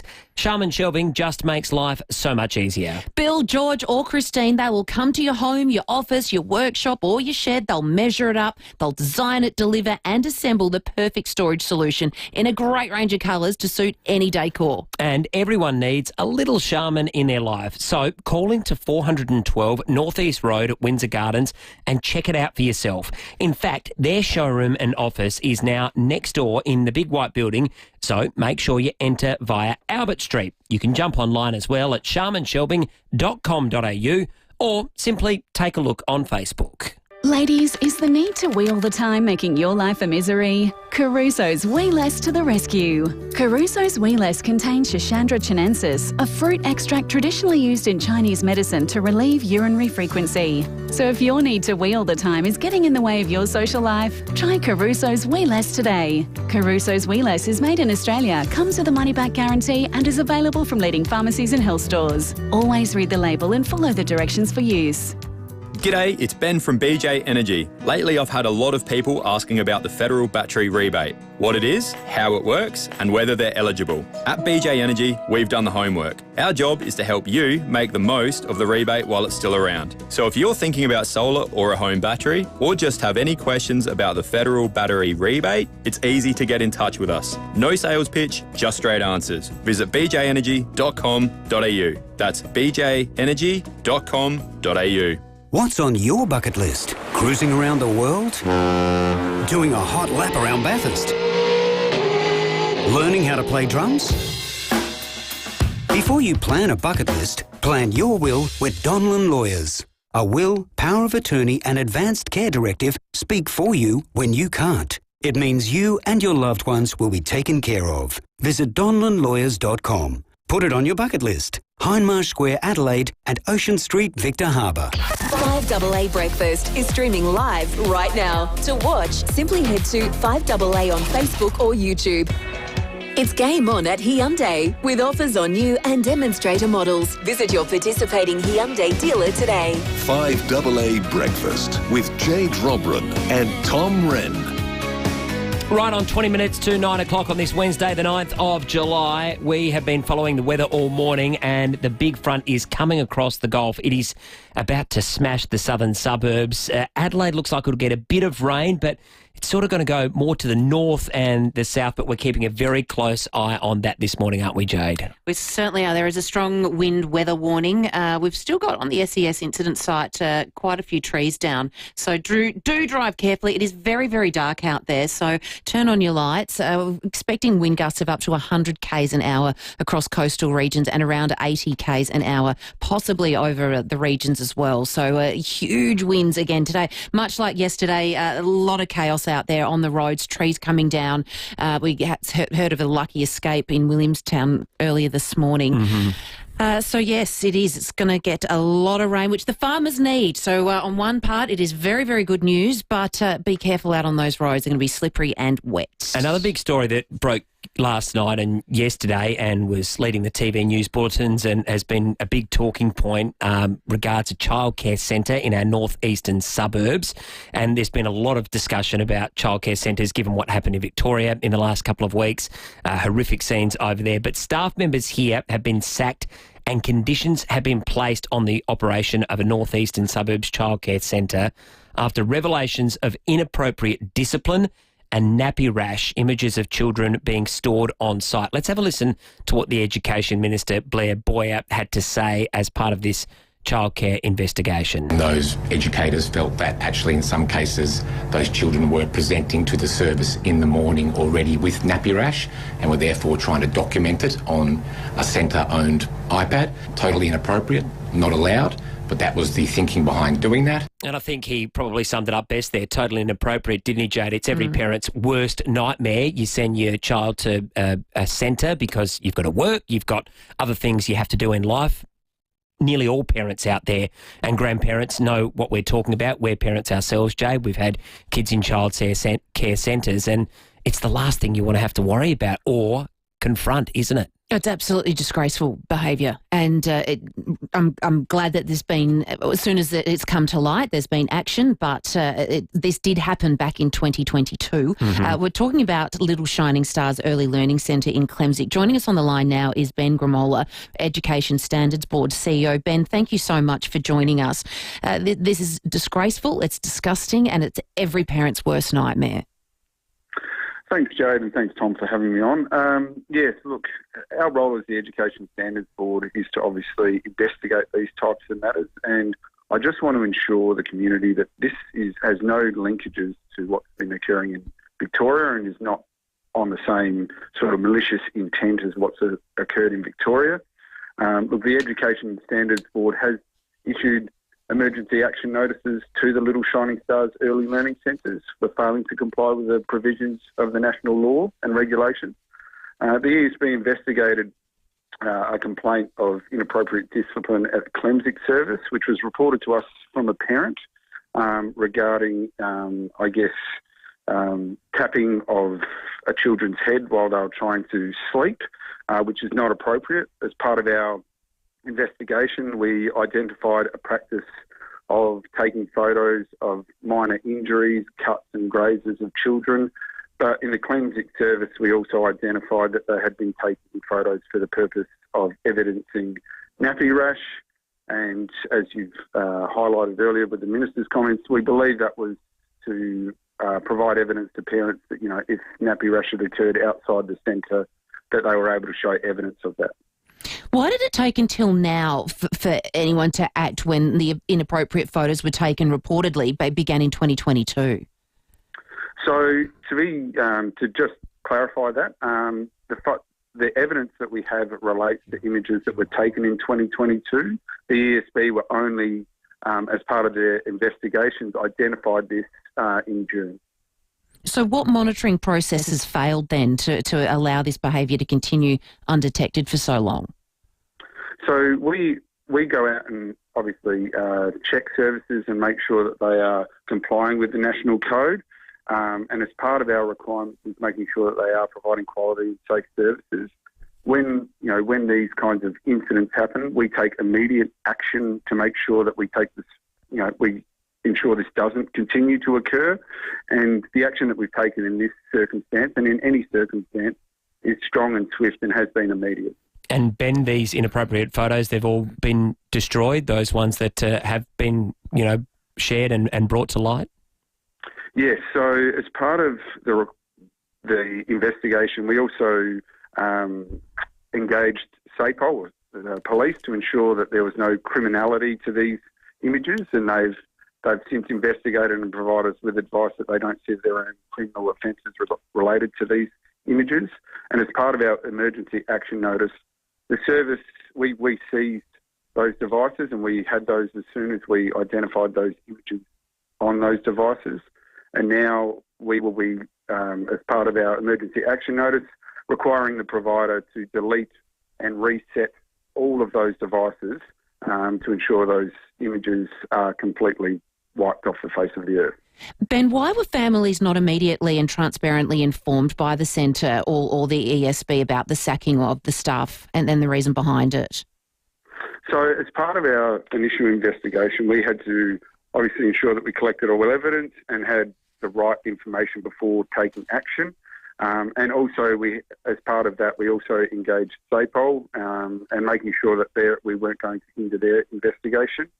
As I said, we took immediate action. As soon as we found out about the initial complaint, we were in that service, speaking to staff, investigating the matter, and as soon as we identified as part of our investigations that these images had been taken, we took, again, immediate action and strong action to make sure that this practice ceased and all ability for this to occur was stopped.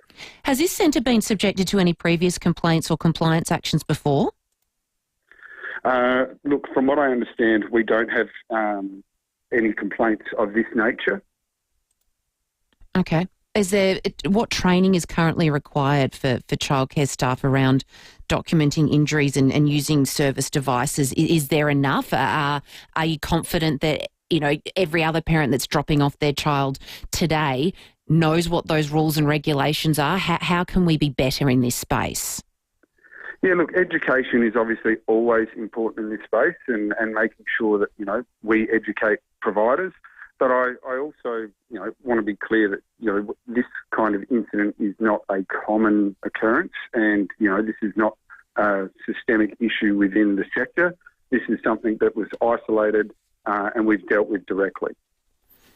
Beautiful. All right. Well, Ben, thank you so much for having a chat with us this morning. Let's hope that you're absolutely right, that it is isolated, has been dealt with, and there is some peace of mind for all of those families and particularly parents and children involved.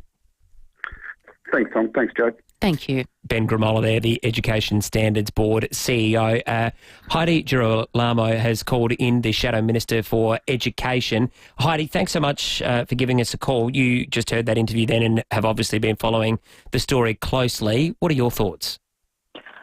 I know a lot of South Australian parents are really concerned about what's been happening in childcare centres, not only what happened yesterday, but more broadly concerns around the quality of care and issues that are happening.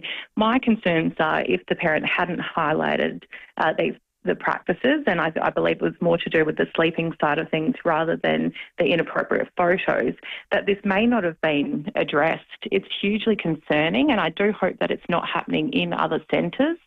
It's clear that within South Australian childcare centres that there's a very high portion of them not meeting the national quality standards. We heard in estimates it's around 16% are not meeting those standards, and the centre at Clensick, Little Shining Stars, is one that is working towards rather than achieving these quality standards. And we think that more needs to be done by the government to make sure that these childcare centres are safe and that parents can feel comfortable sending them. It's hugely concerning that so many of our centres are not meeting these national quality standards. They're looking after our most prized possessions. If they're failing, why do we let them continue to open their doors? I understand you can't just shut the doors because you're going to impact hundreds of families that need childcare, but how is someone, a group, or how does someone not be sent in immediately to fix this straight away? I think that you're spot on. It's hugely concerning that, yes, there's a lot more reviews happening at the moment of childcare centres, but what actions are happening following these to make sure that these centres are getting up to standard? Little Shining Stars was last audited in 2021, so there hasn't been that regular contact with that centre, and no doubt there's other centres that are not up to standard as well, where that they're allowed to continue to operate and not necessarily having to action things quickly. We think that it's really important that these actions are done promptly and that they are done to address the safety and security of our children. Like you said, I'm a parent myself and sent my children to childcare, and you want to know that they are safe. And it's hugely concerning for parents at the moment. This is probably actually more a question for Ben, but I mean, parents coming forward and having the guts to do that is amazing. And as a parent, you do that. You do everything you can to protect your child. But is the system good enough for parents to come forward and I guess you know when there's something not quite right. You know, your alarm bells go off as a parent. If you feel that, is there a place that people can go to, that parents go to be able to raise these concerns? Well, this is an example where a parent has come forward and highlighted an issue, and obviously subsequent issues have been identified as well. I think the Education Standards Board have a duty of care to making sure that these sorts of issues are investigated, and from what Ben said, that they have looked into it clearly. But my concern is, what other issues are there out there at the moment, and what needs to be done to make sure these are being addressed. Heidi, thanks so much for calling up this morning on 5AA Brekkie. Thank you. Heidi Girolamo there, the Shadow Minister for Education. And if you're a parent, of childcare-aged children or like you and I, we've been in this boat before. They are you prize possession, and you put faith really in strangers. You know, it's a... And Jade, I'm not sure about you, I'm sure you're the same, but the childcare workers we had and dealt with were absolutely wonderful. 99.9% are incredible people. They like were teachers, angels. nurses, everyone that is out there that has a job that cares for others are amazing people. Unfortunately, it is the minority that ruins it for the majority. But I mean, they're working harder than ever before. Things are slipping through the cracks, and how much is going on out there that we don't know about?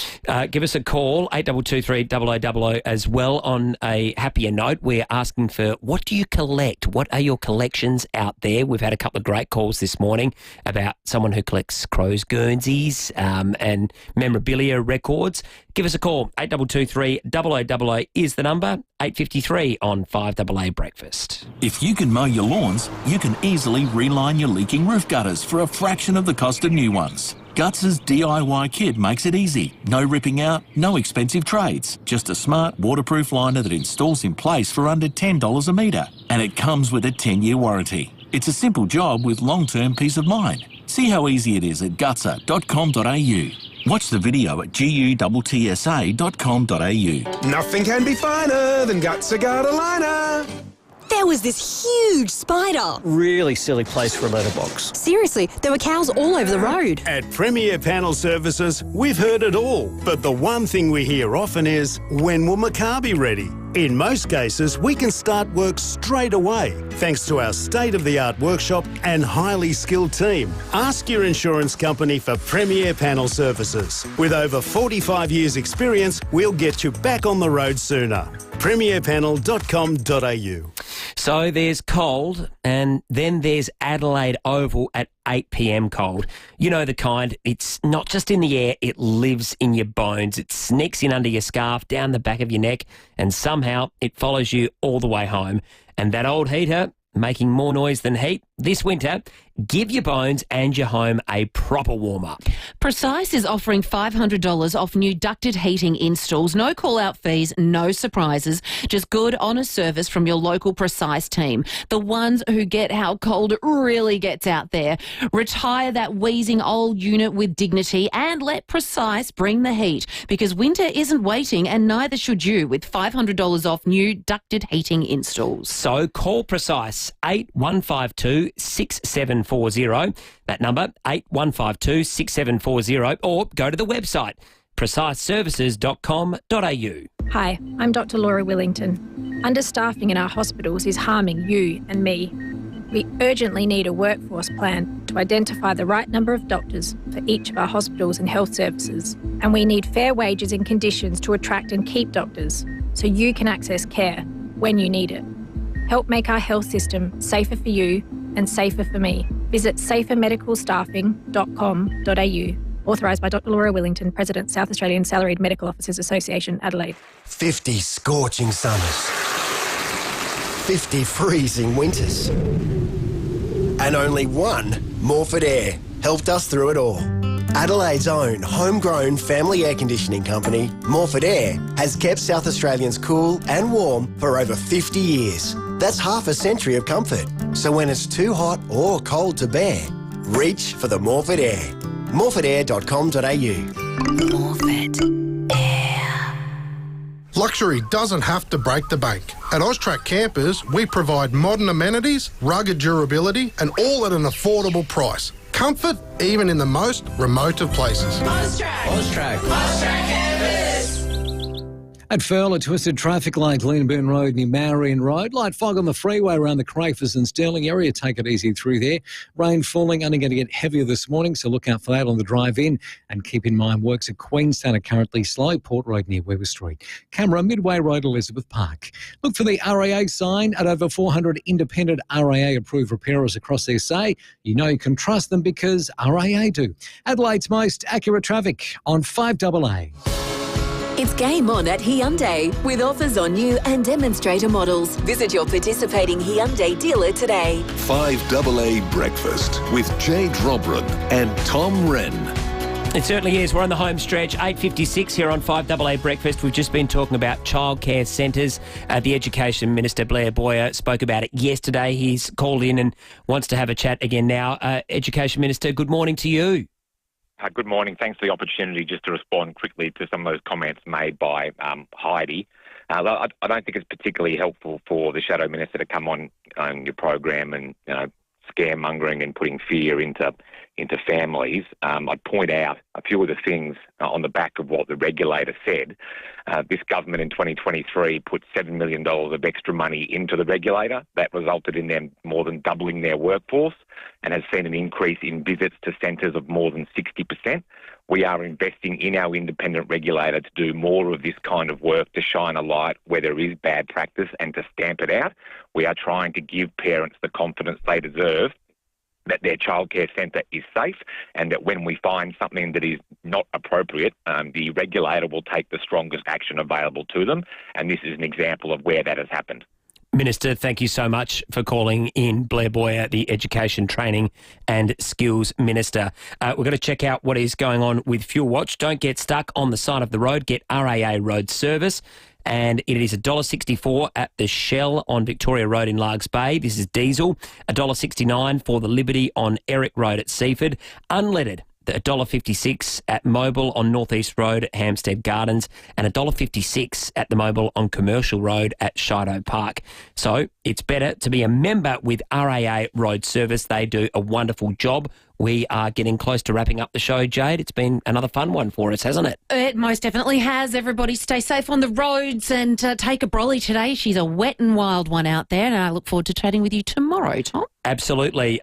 Also, we're going to be live from the Central Markets this Friday for Bastille Day, so make sure you come on and say hi. We'll be live from 6 a.m, so get down and stock up on all your favourite French goodies like baguettes, croissants, small goods, and, of course, the cheese, Jade. I'm looking forward to this already, Jade. Champagne and crepes. You had me there. We can have a champagne while we're there. The Bastille Day celebrations are happening this Friday and Saturday at the Adelaide Central Markets.